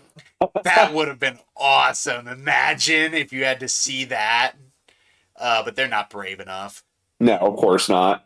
But the thing is seeing your baby get stolen from your wife as she's shot, there's a little bit more urgency to that. It feels like pretty harrowing. It feels like something you wouldn't be like, I'm going to go to this village and make a farm. Like, it seems like that's like something you would go after right away. And a lot of people don't. That's literally like after your guy has already given up on his son. Yeah. It's weird that they set this game up as your first quest, and yet it's pretty famous in Bethesda games that people ignore the main quest to do all the side stuff and then do the main quest. And it's weird how they set it to when you beat the main quest, the fucking game ends. Does it really? In New Vegas 3, until they released Broken Steel, in 3 New Vegas, Skyrim, Oblivion, all those games end after you do the main quest. That's not true. Which one doesn't? Skyrim and Oblivion let you keep playing. Really? I didn't think Oblivion let you keep playing. Yes, they do. Yeah, because then in Oblivion, there's a big dragon statue in the Imperial City after you do it. Oh, that's cool. Yeah. But with Fallout 4, I actually never beat it because I remember I got to... Okay, so in Fallout 4, here's my issue, right? Is I agreed to help my son, Sean. And do you know why? Why? Because he's my boy. And I don't care about the fucking wasteland. I went looking for him. I found him. And you know what? I'm going to be by my son because this is family and blood is thicker than water. And I'm better off with the Institute than I am with anyone else. And my son runs it. So, of course, I want to spend as much time with my elderly son as I possibly can before he inevitably dies, right? But then you find out that he's Hitler. It's like you are obviously fighting for the wrong side. It's one of those moments where you're like, are we the baddies? I think we're the baddies. And I kind of hate that. It's like, I fucking don't like the fact that you go through the whole game thinking, no, I'm going to find my son. I found my son. I'm going to help Sean, my son. And then it turns out, no, that's plus you never get that Graham moment where you pull him away from the edge and it's like, no, this isn't the way. No, you either work with your son or you fuck him over. Yeah, there's no in between. And at no point can you give your son evidence like, hey, it turns out that you're actually in charge of a bunch of Nazis. I mean, like that would be like if you played Fallout New Vegas with the same opening as 4, and then you got into the game and you found out that Caesar was your son. And then it's like, do you agree with Caesar, your son, or do you go against him? And it's like, no, I don't agree with him. But in Fallout 4, they don't make the Institute, they're just as evil as the Legion, but they don't say it out loud. They don't say the quiet part out loud like they do in New Vegas. But it's super fucking obvious. It's so jarring. It wasn't obvious to me at all. I actually thought they were like the secret good guys. I thought the story was going to be a little bit more morally gray. Like, well, technically the Institute are doing a bad thing, but they are the right answer and they have the right goals. It's just people don't like them because of who they are. And then, no, it actually turns out, no, they're evil. No, actually, they do just want to genocide all of the surface dwellers. And then after destroying everything, rebuild it with their own. And it's like, okay, that's just evil. Like, that's cartoonishly evil. Straight up. Like, well, it's like, plus, where are the other factions you got? You got the Brotherhood of Steel, who are xenophobic and just like no matter what you do, are just like, yeah, fucking synth's gotta go, buddy. And it's like, but I really like Valentine. The Brotherhood of Steel are a lot like the Legion in New Vegas, where you do shit for them and they're like, yeah, thanks a lot, you fucking idiot. Yeah, thanks for helping us. You'll never be one. They were kind of like that in like Fallout 1 and 2 anyway. But it's like, just the appreciation. Now is the time you're going to start calling back to 1 and 2 after you spent an entire fucking game distancing yourself from it. Now they you're going to go back to it? Off of 3 because all the characters in the Brotherhood of Steel are from 3. It's just okay. Well, then why would the characters from Fallout 3's Brotherhood of Steel go back to being evil if they were fucking good in that game? What, they just decided fuck this, let's be evil again? Stop thinking about it. You're thinking about it too much. Stop thinking Well, I'm about it. thinking about it more than You're fucking making too Emil. much sense. Jack, stop. What did Emil They Pagno know. Villa? They know. It's like how much of the writing process of Fallout 4 was ignore anything good Fallout New Vegas did. We are not doing anything. Well, they ignored like anything good that Fallout 3 did too. They're like, let's just make something that's completely unrelated to all of the Fallout games that doesn't even feel like a Fallout. Hey, did you see that? Did you see that game Obsidian made that came out and was kind of a wet fart? Let's make that. Okay. Next question. Did the gunplay overhaul make it more fun but less Fallout? I don't think it made it less Fallout. I think the gunplay is just fine. I don't think it made it less Fallout at all. I actually appreciated that they tightened up the gameplay a little bit. Yeah, shooting guns necessary. With modification, like with weapon mods, like the any weapon, any mod, or any mod, any weapon, like mods you can get on the Nexus. Yeah. Crafting and shooting guns at a gun range at targets, it is the best part of the game. It is so fun. Like not Making to mention, new, like, I would love what they spend, did with VATS too. They instead of making it a dead stop, they made it like slow motion, so you actually have to think on the fly. I actually liked the dead stop more than the slow motion. Really? Yeah, I think it was better because you could pull off trick shots. Well, I liked the slow motion because it was almost like adrenaline just kicked in. Yeah, I like it in New Vegas too because I like being able to try and trick shot everyone's guns out of their hands. Yeah, I do. You know? I do like shooting guns out of people's hands. Yeah. Okay. Which companion stood out the most? Nick Valentine, Piper, or someone else entirely? I think Curie is the best companion. Curie is cute. I love Nick Valentine. Curie is cute. I even like Kate, even though she's basically I'm a drug addict Irish woman, but I don't want to be a drug addict Irish woman anymore. Oh, I love it when you do drugs, and then she gets sober and she's like, "Oh, I hate it when you do drugs now. I do not like when you do drugs. I'm puking up blood every day. We need to go to this bottle. I'll die." Oh, I no longer like that you do drugs anymore because I can't do them, and if I can't do them, it's not fun. Essentially, a reasoning. Essentially, yeah. It's like, oh well, because you're an alcoholic, I've got to stop drinking. Like, what the fuck? That's not fair. I hate it when people have that mentality. It's like, I'm trying to get sober. And it's like, okay, well, stay sober. What is me doing? What does me drinking have anything to do with your sobriety? Because when I see you drink, it makes me want to drink. That's a you problem, homie. How about you stay home then? Don't go out to the bar. Don't go out to the bar with your husband if you have a drinking problem. Yeah. It'd be a different story if he was just drinking casually at home. Well, I mean, I may have been doing jet in front of her. Yeah, what's a wasteland, motherfucker? What, you expect me to do this shit sober? Are you worried you're gonna relapse? Oh, what you scared of? A little fun? We'll just take you back to the vault and put you in that chair again, baby. You'll be good as new. Didn't I ever tell you about my... Tell you what, 6 chambers, 1 loaded. Let's play a game of Russian roulette. See where it goes. Come on, let's have some fun. Did I ever tell you about my joke about Fallout 4? What's that? So in Fallout 4, if it was more realistic, everyone's companion quest would just be the same. So Kate comes up to you and she's like, "Oh yeah, I got a real bad problem with drugs. I do them all the time. I'm gonna need you to take me to this vault so that way I can get off the drugs." And you're like, okay. And then Nick Valentine comes up and he's like, "Yeah, I got a real problem with drugs, and I was hoping maybe you could help me." And Piper's like, "Yeah, everything's good. I'm a reporter, but I've got a real bad drug habit, and I was wondering if."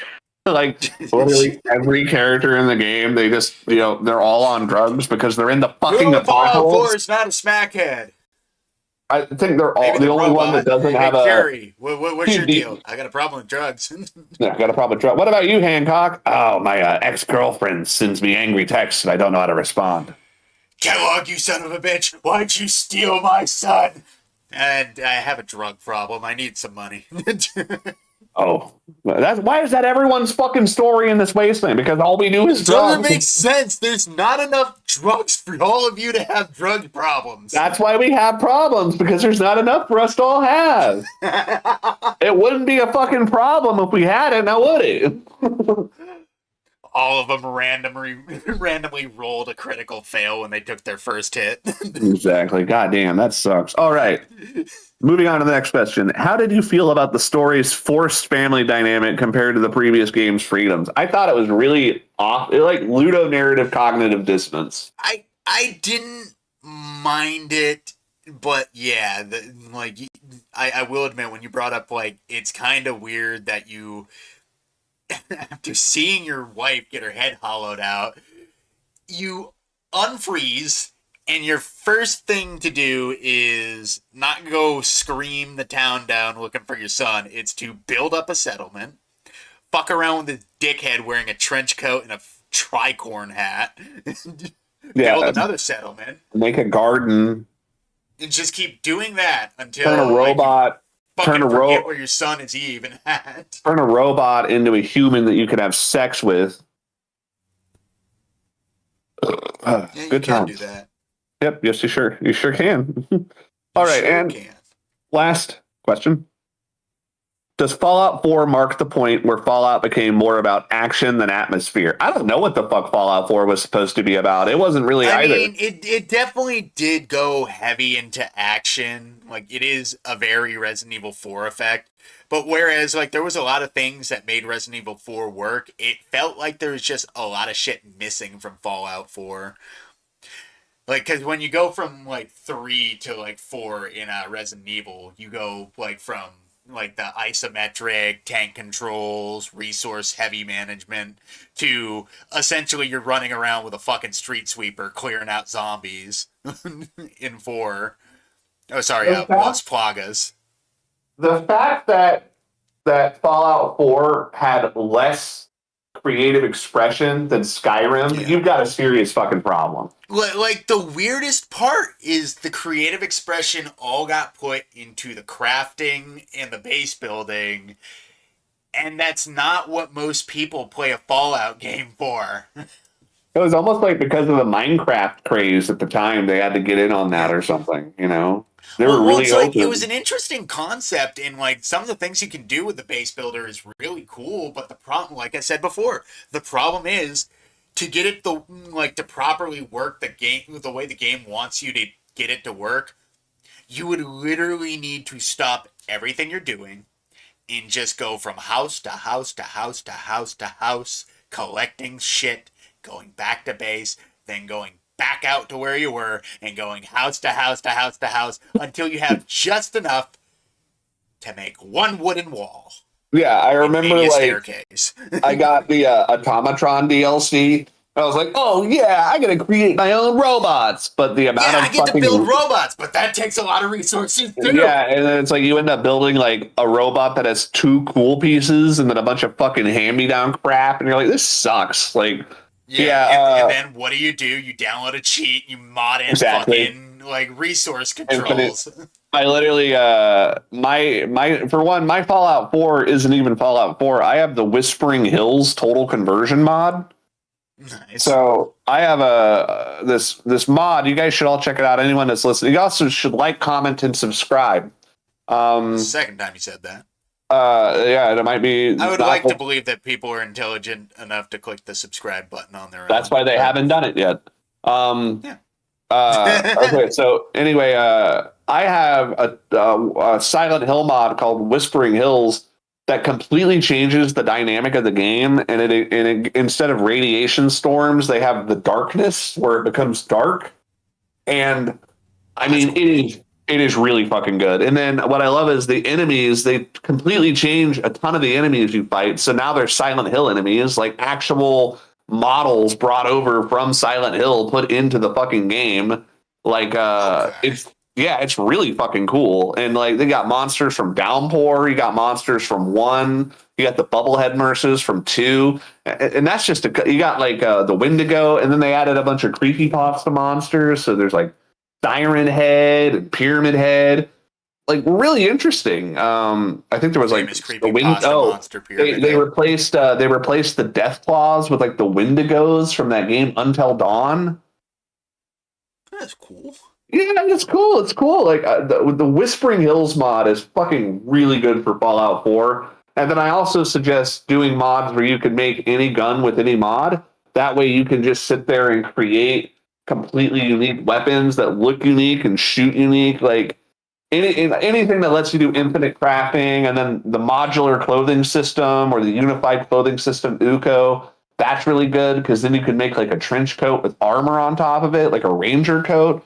Like the Yeah. mods in Fallout 4, that game is so fun to mod. One of my favorite mods was okay, so I will say this. One good thing about Fallout 4, the power armor.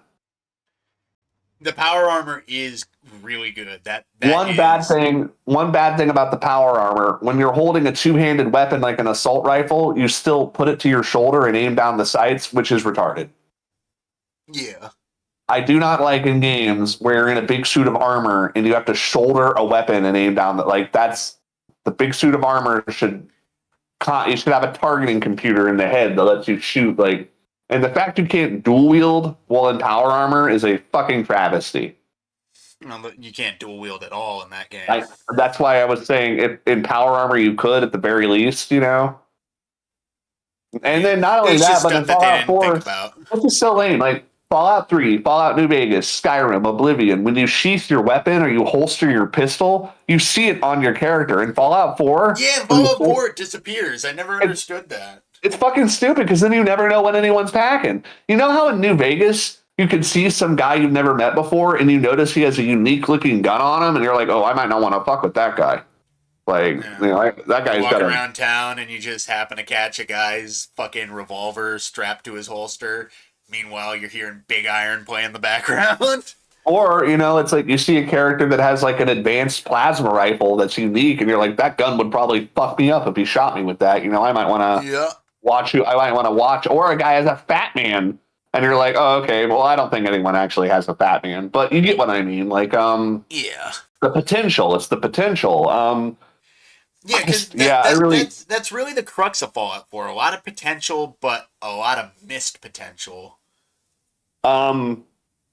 Okay, so we're gonna get into and then I own all the DLC to Fallout 4. Never played it.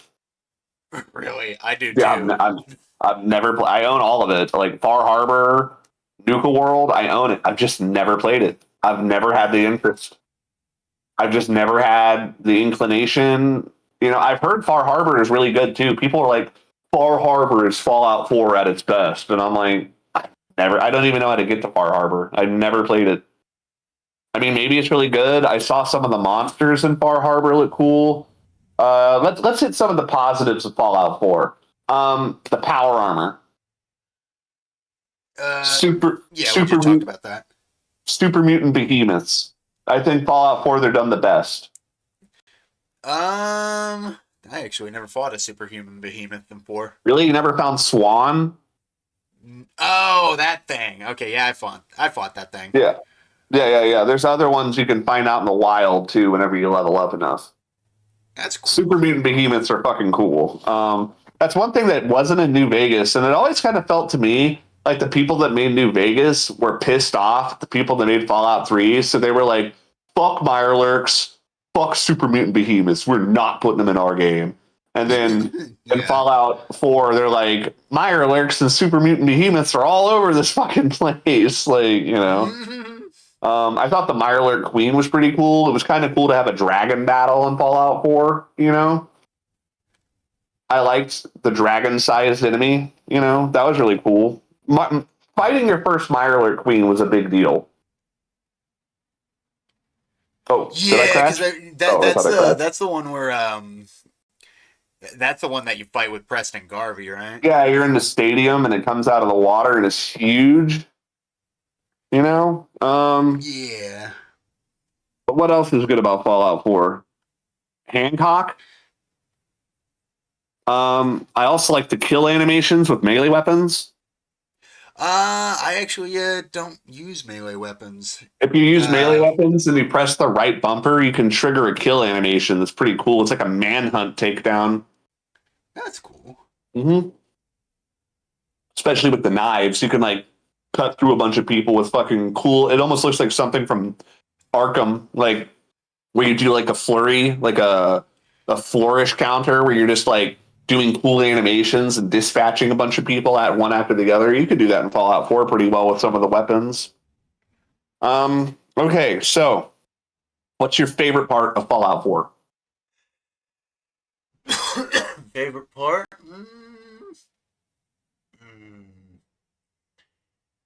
Okay, mine is cheating because I'm going to say with mods, building a robot army is my favorite thing to do in that game.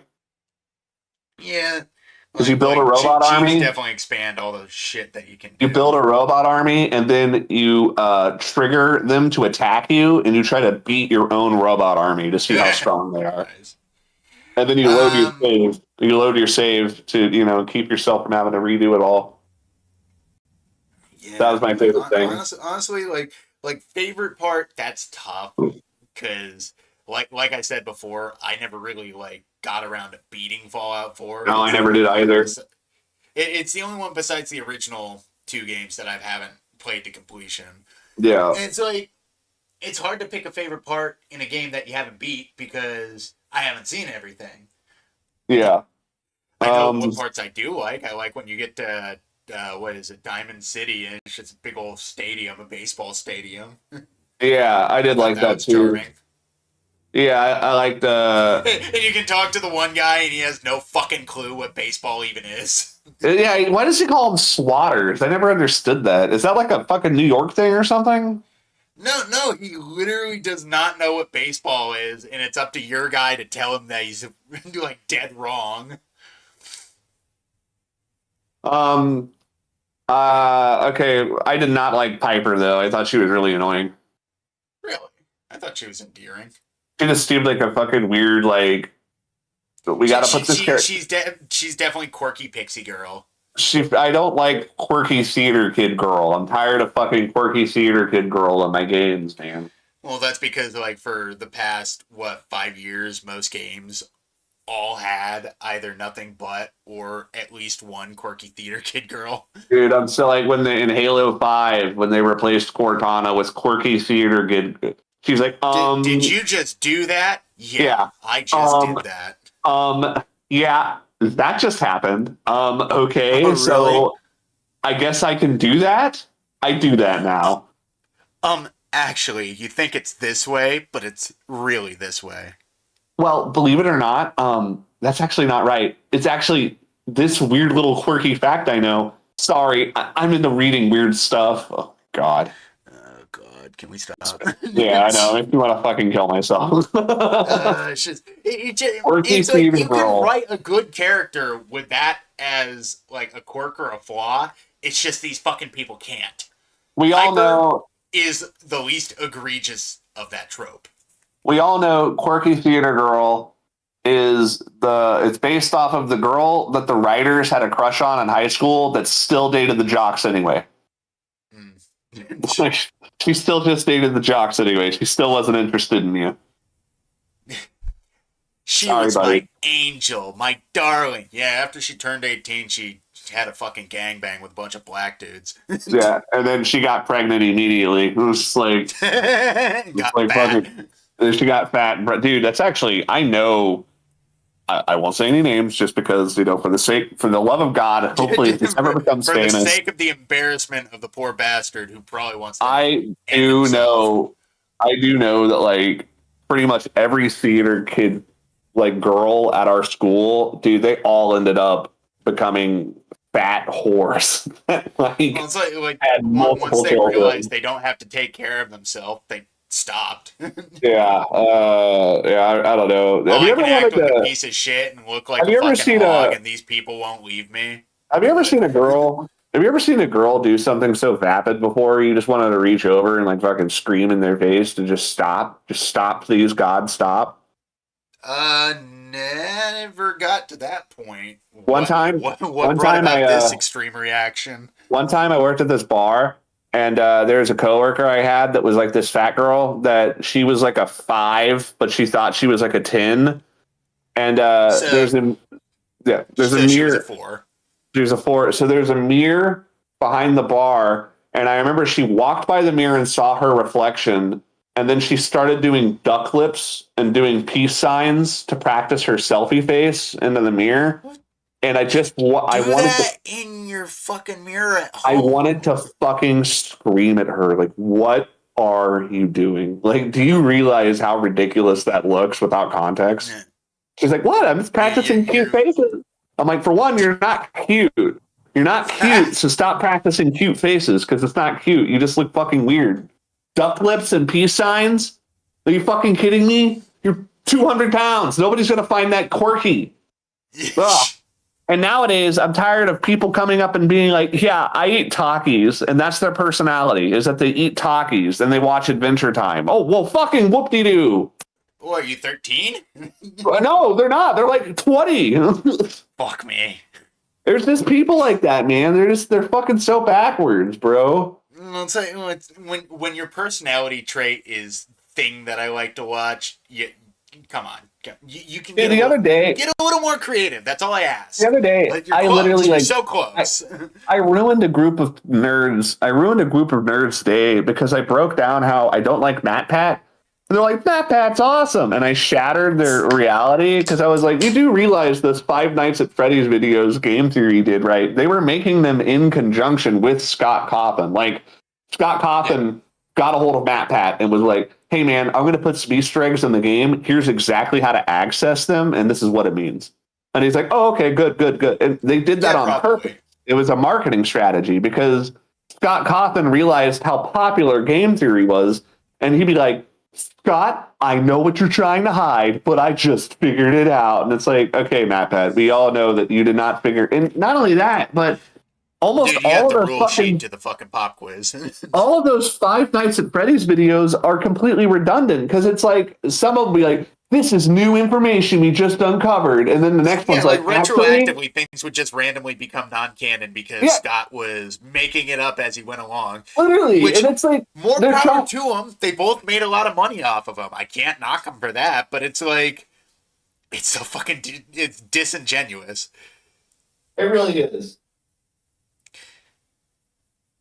I mean, but then again, like I said, I can't fucking criticize MatPat. People wanted to watch those videos. He made a lot of money off of those videos. He sure did, didn't he? Yeah, he did. And now he's trying to get legislation passed, and he's trying to become, like, I guess, like a fucking congressman, but nobody trusts him because he's fucking MatPat.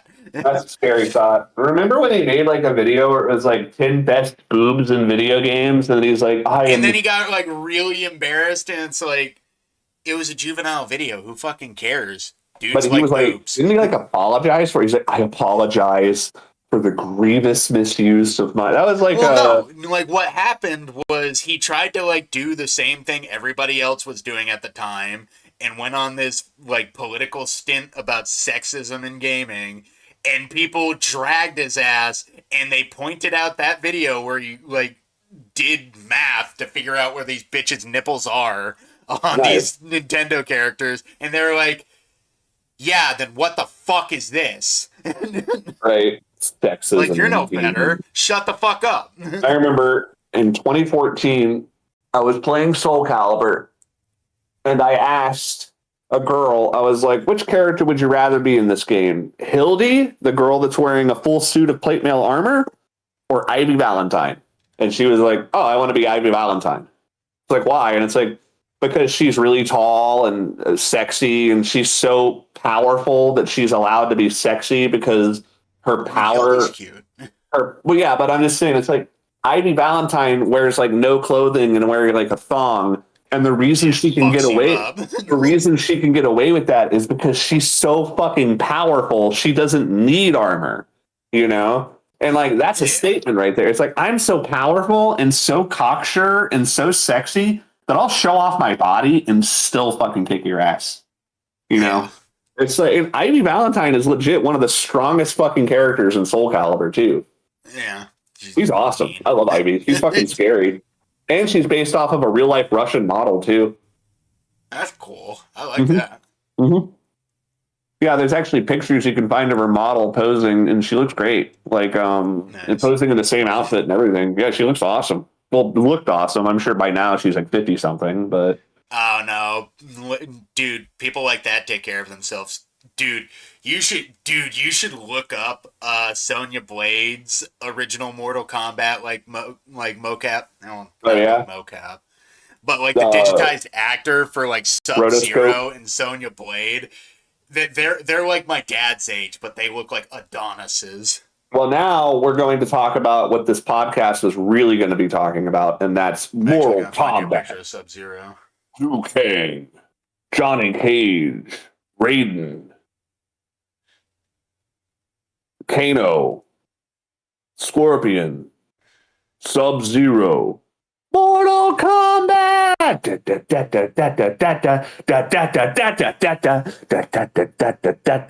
So, what has the video been playing? Did you just restart the Fallout footage, or has it just been on the main menu this entire time? Oh no, it's essentially been going back through the footage right now. He's going around. I'm going around Prim. That's awesome. Going around Prim. All right, let's see. Prim.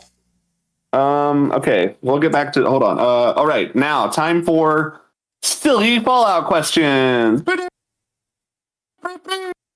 All right, you ready for silly? Yeah. Did Fallout 4's voice protagonist ruin role playing, or just finally make gamers hear how awkward they sound? A little bit of column A, a little bit of. Did Fallout 4's voice protagonist ruin role playing, or just finally make gamers hear how awkward they sound? A little bit column A, a little bit Yeah, a column little bit column A, a little bit column A, a little column B on that one. I mean, A, a little column B. it's like that idea of like what you think you sound like as opposed to what you know. It's like what you think you sound like. It's like I can take on 5 guys, but what you sound like is I can take on 5 guys. Like, okay, were the settlement mechanics revolutionary or just proof that gamers secretly want to work in construction? I don't think gamers want to work in construction, bro. Dude, I've never met a gamer that's good at construction. Other than like my buddy T, but that's different. I don't fucking like construction work. I like yard work, like fucking edge trimming and I like edging. No, I like string trimming and mowing the lawn and stuff, and like hedge clipping and limb cutting. That's fun. I like that, but I don't like construction. Digging a hole and pouring concrete. Man, I went out and I constructed a fucking cattle fence a couple summers ago, and that was fucking piss miserable, bro. Like that was 4.5 hours of hard work with no breaks just to get like a little bit done. Like, god damn, it sucked. There's no efficient way to do it either. So I don't know.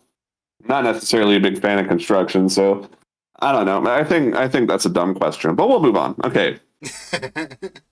Was Preston Garvey the first NPC to become a workplace harassment case? What? What the fuck did Preston Garvey do? He was like, I want you to put your tongue in my mouth, and also save this settlement over here too. Got to play grab ass with this settlement over here. Well, did you have to say, whoa, Preston, you just grabbed my ass? No, I didn't. I didn't do that.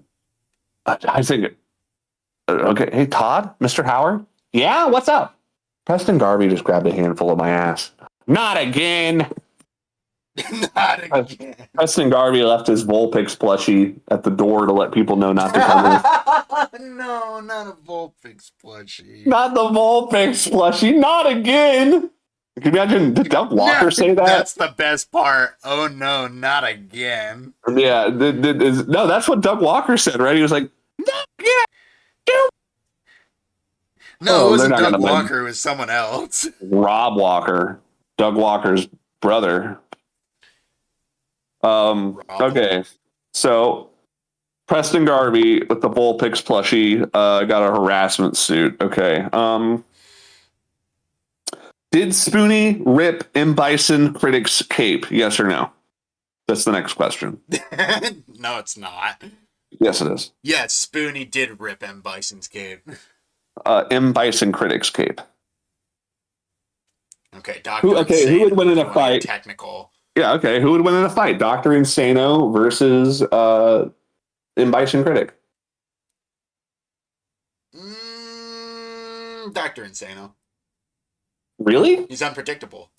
Yeah, and like I think M. Bison Critic is going to be way too arrogant, and plus, if you rip his cape, it's going to throw his game off. Yeah, plus he's genetically predisposed to have a pratfall, so he's gonna lose. Yeah, and then Doctor Insano also has not been taking his medication, so he's fucking jacked up, man. Yeah. Okay, now let's get to the actual next question. Why does every Fallout 4 conversation feel like a political debate moderated by Codsworth? What? Why does every Fallout 4 conversation feel like a political debate moderated by Codsworth? Sir, I do not think the Jews have anything to do with this. Shut up, Codsworth. Sir, you cannot say that they are not people. Preston's right there.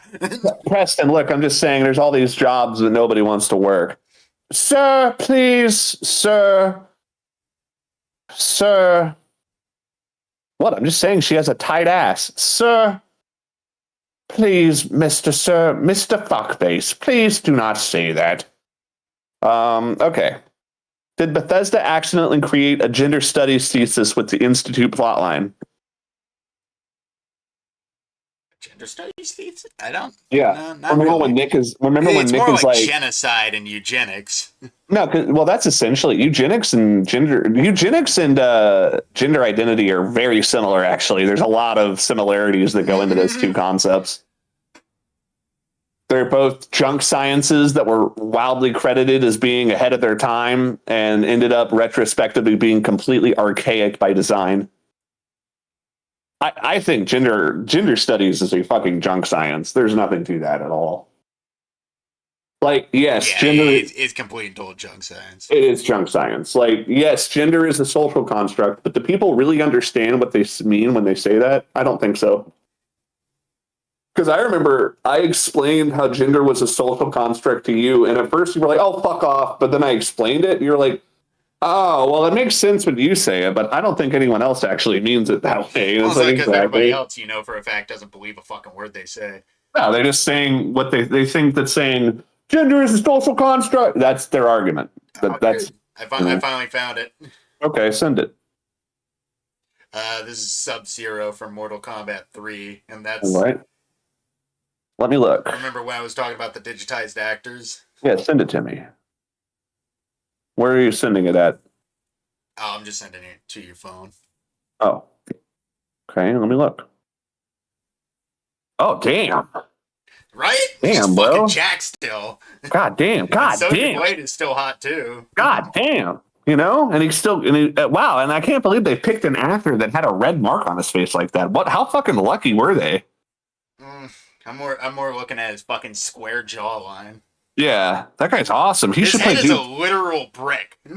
Yeah, he looks like Caesar from New Vegas.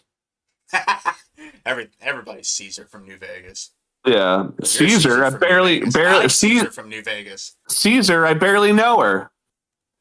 The profligates. Okay.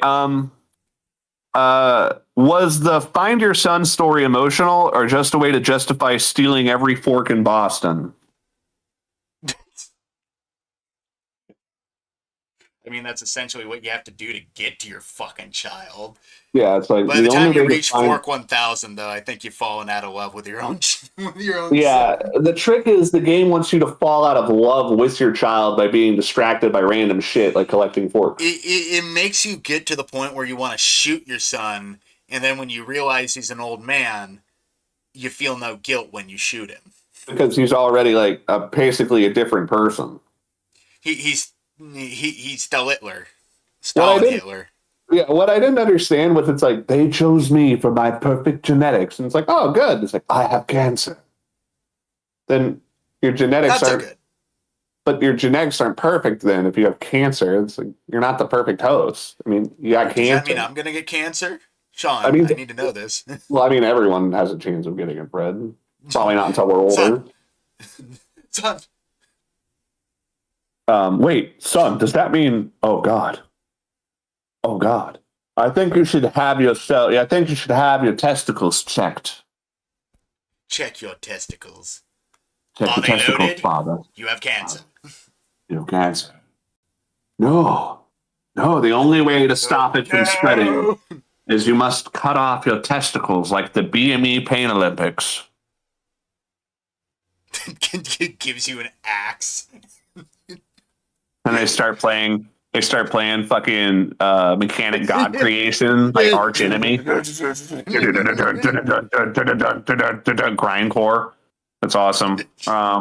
Yeah, I would love if they had put that. I can't believe he's actually fucking doing it. Oh no way, he's actually doing it. Get out your pit, boys. Holy shit, stop, Dad, stop. I was joking. You're gonna die of cancer, but don't cut your balls off. No, dude, Dad. No. Okay. It's not very funny. Come on. How did Fallout 4 turn build a better world into build 87 identical walls and a broken water purifier? Essentially, that's what the game boils down to. Yeah, they're like, would you like to explore some handcrafted civilizations that we've created from the ruins of this society? Or explore a bunch of walls you put up with people standing around doing nothing? What does that get you? It gets you a really lame game that people don't play nearly as much as they do New Vegas. That's what it gets you. Fucking Jesus. I mean, it gets you into a situation where you ask yourself, why am I not just playing Fallout 3? I would play Fallout 3 over Fallout 4. I fucking said it. I would. Dude, no way. No way could I. Dude, Fallout 4 without mods is fucking painful, bro. It's hard. I remember the game is so slow without them. Dude, I remember I found a legendary metal chest piece in Fallout 4 where it was like a tire with a plate on it. And I was like, cool, I can't wait to find my next piece of gear. And guess what, Fred? I never found a chest piece that was better. And I just wore that chest piece for the rest of the fucking game. And it was like, it was bad. so like I felt like there was just, because it was like I couldn't find any gear that was better than this stupid fucking metal chest piece. I got it randomly from a mutated enemy, and you never know what you're going to get from them. And it probably clashed with all the other armor that you already had on. Of course it does. And it's like, well, not even that. It's like the armor in Fallout 4 is pretty fucking lame, too. It's like, what, the Institute armor where you wear like a bedpan? I guess you have the combat armor that looks okay, like when it's heavy. Well, once you get to like the upgraded levels of the combat armor, it just starts to look upgraded, ridiculous. Especially the helmet, where you get the helmet with the light on it. That's fucking cool. The helmet with the light is cool, or the Assaultron helmet, where it like the Assaultron helmet's really cool. Oh, Assaultron helmet's cool. Okay, last silly question: if you romance Piper, are you a simp or a journalist ally? Simp. Simp. Gosh, you're gay. I'm not gay. You're no. If you date Piper, you're gay. Oh, why? Because she looks like a man? Nah, can't you be gay? Can't you be gay in Fallout 4? Who's your gay romance option? You can just like fucking mac on Preston Garvey, and after you get done fucking, he's like, "Wow, that was amazing. A settlement needs your help." Who do you think was tops? I hope your character was. Do you think Preston was like, I need you to find a settlement? The settlement needs resources. I'm about to drop a resource in your ass. I just want to let you know that I do have an autoimmune deficiency syndrome, however. You have AIDS? What do you mean, like sickle cell? No, I have I'm HIV positive. You're fucking what? Why didn't you tell me? You're never HIV negative. What is that? Wait, you mean to tell me your guy doesn't know what AIDS is? Oh, I guess it's before before the apocalypse. From the 50s, dude. Yeah. So Preston has to explain to him what AIDS. It's like, well, it's a what? So you mean it only affects gay people? No. That's a harmful stereotype. Well, how'd you get it? Well, you see, I fucked a silverback gorilla. Why? You know, apparently that's a giant myth too. I guess that's not actually how AIDS got spread. That's what they want you to believe. that some French guy had sex with a monkey. That's what that's what I heard in school. Like, yeah, some French guy had sex with a monkey. Now what do we got? AIDS. I'm like, ew, because that implies I that still believe somebody, that story. There is no that way that is not implies, true. that implies that somebody had sex with him after he had sex with a monkey. And it's like, who the fuck? Like, goddamn. French are dirty fucking people. No offense, Yeah, Frenchies. people. All right, so okay, so give us your thoughts on Fallout 76. I tried to like it. There's some cool things. I liked Mothman. Mothman was awesome. Mothman was awesome. Um, Apparently, a bunch of people went out to the Mothman statue because Pippa Pipkin, I guess, wanted a bunch of people to come out to like a Mothman statue interstate. that's cool. I mean, I remember I played Fallout 76 and I thought it was really good. And then another player walked by me and it crashed my game. And it was like if I tried to play with other players, no matter how private I was, my game would slow down and lag and it would crash. And I was like, oh, well, let me just play in a private server. And they told me I had to pay money to get a private server. Gay. And I was like, I don't understand why games force you to pay for private servers. Because they know that they know their they know their multiplayer sucks. Yeah. And they wanna force their numbers to look good so they can justify all that money. Yeah. You know? Plus, if you play single player, you won't want to show off to other players by getting items from the Atomic Shop. Why the fuck would I want any of those? I have no clue. Okay, so real quick, let's wrap this up with something fun. Okay, oh God, hold on, I'm gonna ask ChatGPT.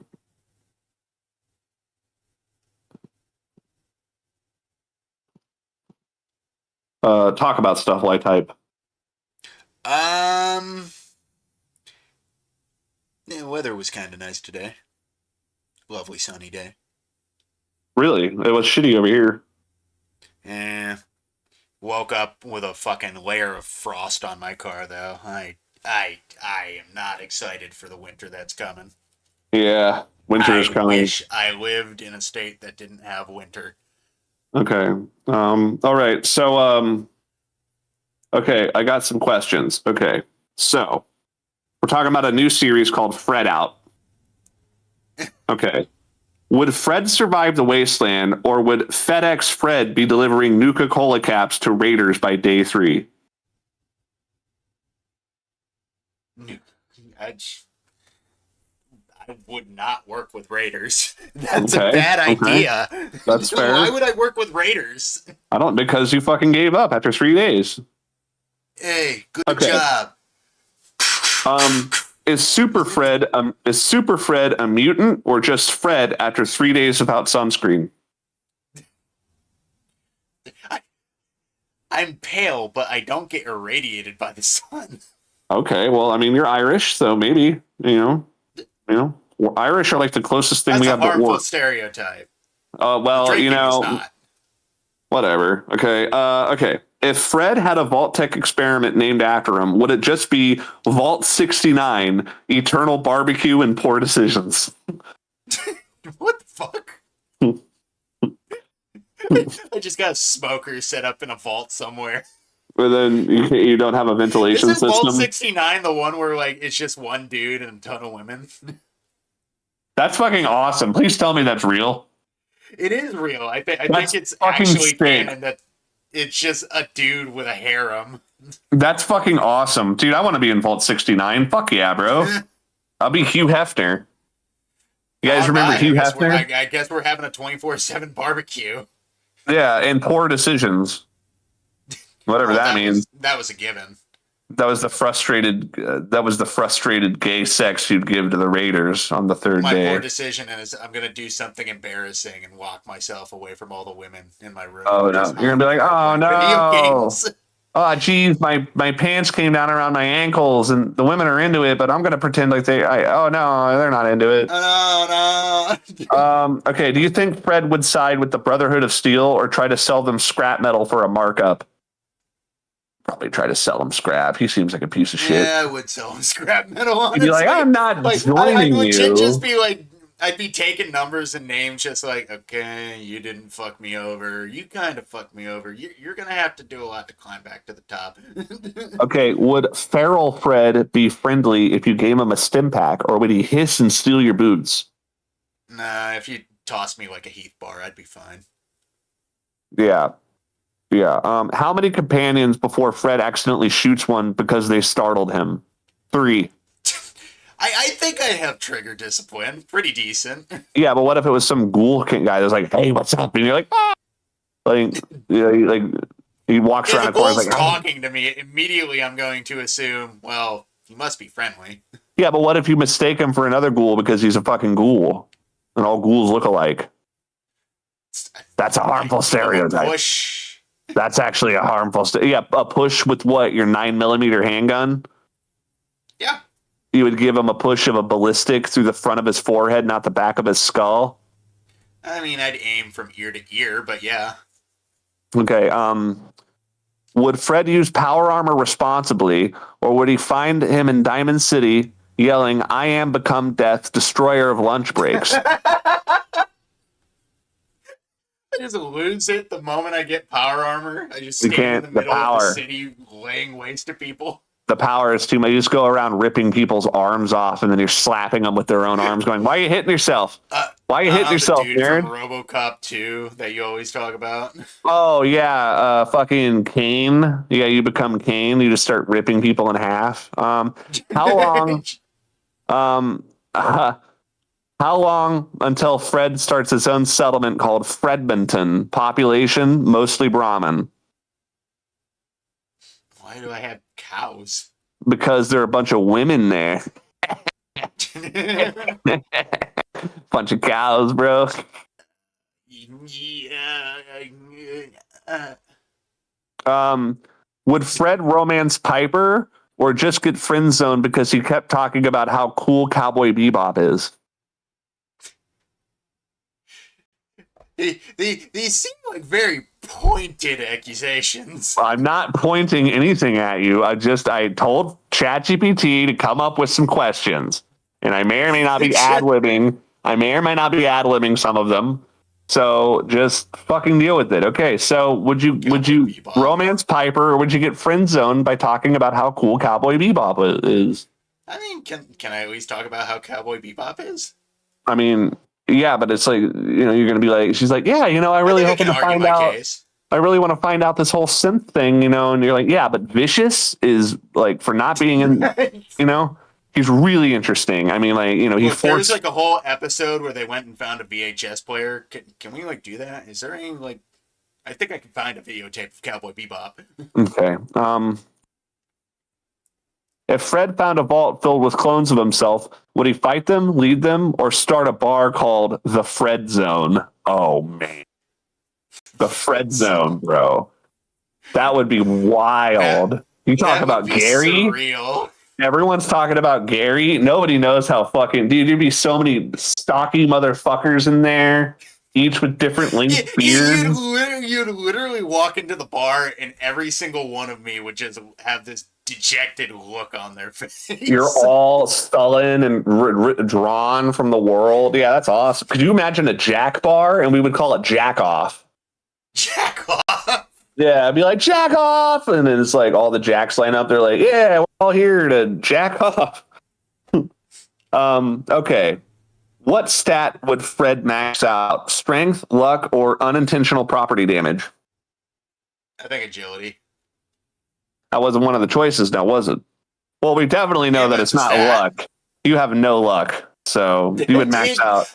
You would max out. It is abysmal. Yeah. I have anti-luck. You would find a penny and then trip on it and fucking break your jaw. I'd reach down, grab a penny, and it would immediately just melt into molten copper.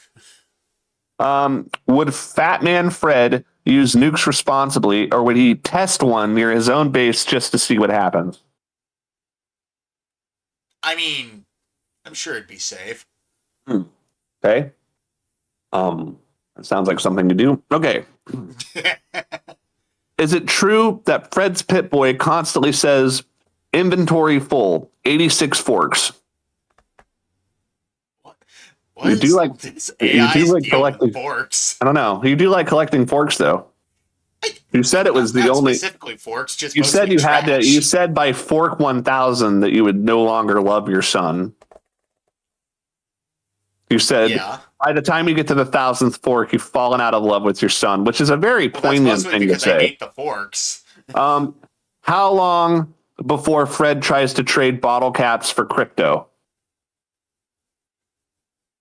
Crypto doesn't exist in the world. That'd be a silly business venture. You'd be like, "Hey guys, I want you to invest in my new coin." Hey, Fred, anybody know what Ethereum is? hey, Okay, I'll anyone want explain it to? to you. Yeah, It's like anyone want basically to? up in the sky. Dude, you know the charge card in Fallout 4? Oh, There's a guy that'll be like, "Hey man, if you give me 100 caps, I'll give you this charge card. It's good fucking any place for fucking 600 caps, you know." And if you buy the charge card from him, he'd be like, "Yeah, thanks a lot, you fucking retard." like, I um, remember that guy. He essentially like, "Wait, are you really giving me all your stuff?" yeah. But then what's funny is it doesn't work anywhere. But there's one place where you're like, "Do you guys use charge card?" And he'll be like, "Oh, yeah, we take charge card." Like there is one trader that does take charge card. Oh, that's actually awesome. I'm not even joking. It's just like one random guy. He's like, "What, charge card?" Actually, yeah, we do take that. It's like, what the Wow, fuck? haven't had a guy who used one of those in years. Yeah, it's like, oh wait, I killed that guy. Like, I just love that the guy calls you a retard. That would not fly in modern day Yeah, games. Yeah, you fucking retard. That's fucking awesome. moron. He literally calls you a retard. I was like, that's fucking great, bro. Okay.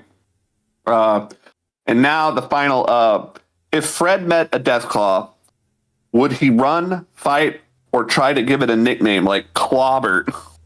Clobbert. Ironically, the footage on screen is me fighting a death claw, Okay, so you're. and I it guess. killed me. Nice. Oh well, I guess you would not. You would try to run then. Okay. I mean, I would not successfully fight a death claw. It seems. That he would try. I would try to. My strategy would be to climb up to the top of a high place and then drop down onto it with an elbow drop. That way, I look really cool before it kills me. I just try to cripple its legs. Yeah, in Fallout 3, if you get the dart gun, you shoot a Deathclaw once and it automatically cripples its legs and it makes them fucking impotent. Oh, really? Nice. Yeah, I didn't know dart the dart gun. gun could do that. Yeah, the dart gun instantly cripples Deathclaws. It makes them completely it turns old Oni into a fucking joke.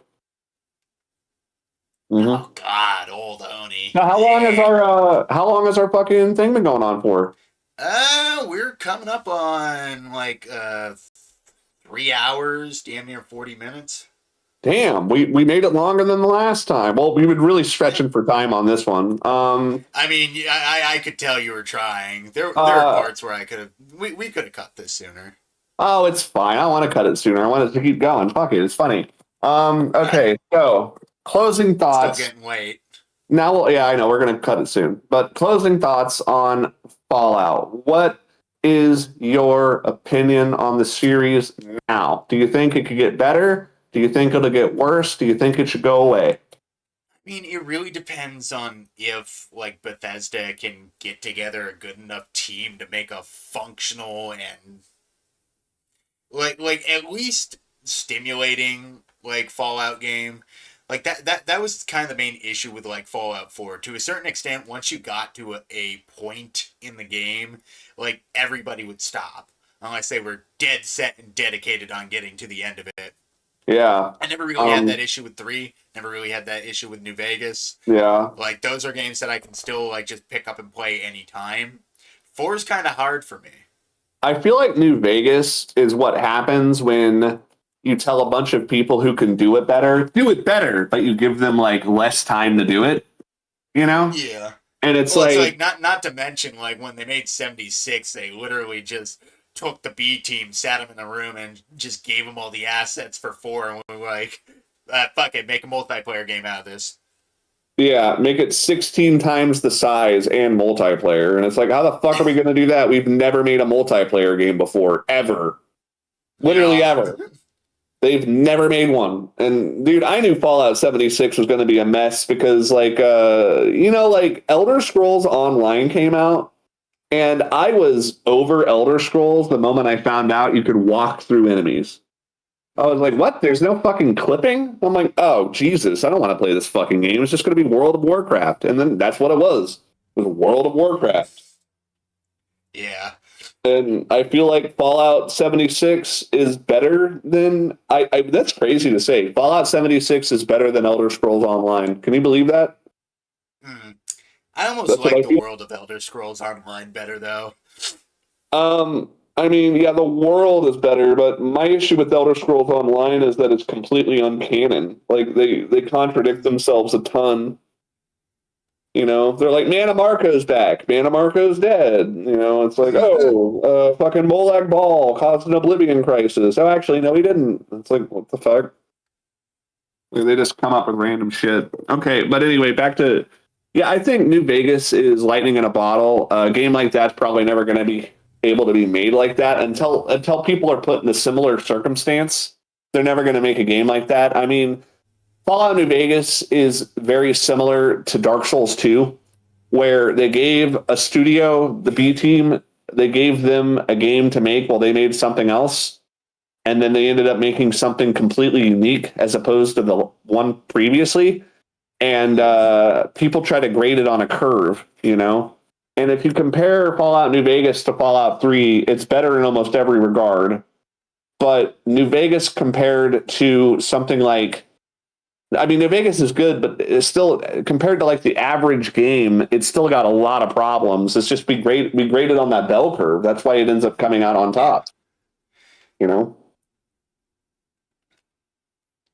I mean, genuinely, and I think Fallout 4 is a giant fuck up, and they completely fucking screwed the pooch on that game, and it's not that good at Yeah. all. I mean, I wouldn't say it's not good at all, but like I said, there is definitely a lot that could have been done to make that game more palatable. and just because you make one or two DLCs that it's like Fallout 3 did that, where the DLCs help fix some of the issues in the base game, but that was some of the issues. Fallout 4's DLC tries to fix a fucking massive pile of issues, and I'm sorry, it's too little too late. You know, you guys should have come at it with the same fervor from the very beginning, because I shouldn't have to wait to play a DLC to actually have fun with the fucking game, you know? Yeah. Like, even without DLC, Fallout 3 is still fun. The DLC just makes it better. Fallout 4 without the DLC, from what I've heard, it's almost fucking unplayable because it's like the main game is really bad, you know? Well, it's like it feels like they didn't really have like a lot of concrete ideas. They had a lot of stuff that they wanted to do, but they didn't really have a through line. That, and they got rid Like of all all the the side quests grittiness. are really good, but everything else is kind of a fucking mess. Fallout 3 and New Vegas were very gritty games, and Fallout 4 was real candy colored, you know? It was very like fucking bubblegum. I didn't like that. Yeah. I don't like how bubblegum the game is. It lost its grit, you know? But, yep. All right, so do you think we're going to wrap it up on there? Yeah, I think it's time. We've been All going right, long well, let enough. me do the outro. Everyone, this was the Glitch Museum episode 4, right? Yeah. Like, comment, subscribe. We'll be back hopefully next Monday with another episode. We don't know on what, but we appreciate everyone coming by and listening. Thank you so much. As said, like, comment, subscribe. I am Jack. I am Fred. And we'll do your outro. You do. Yeah. Thank you to anybody who visited. If you're new to the channel, welcome. If you're returning, welcome back. This was fun. Yeah, it was fun. War never changes. Yeah.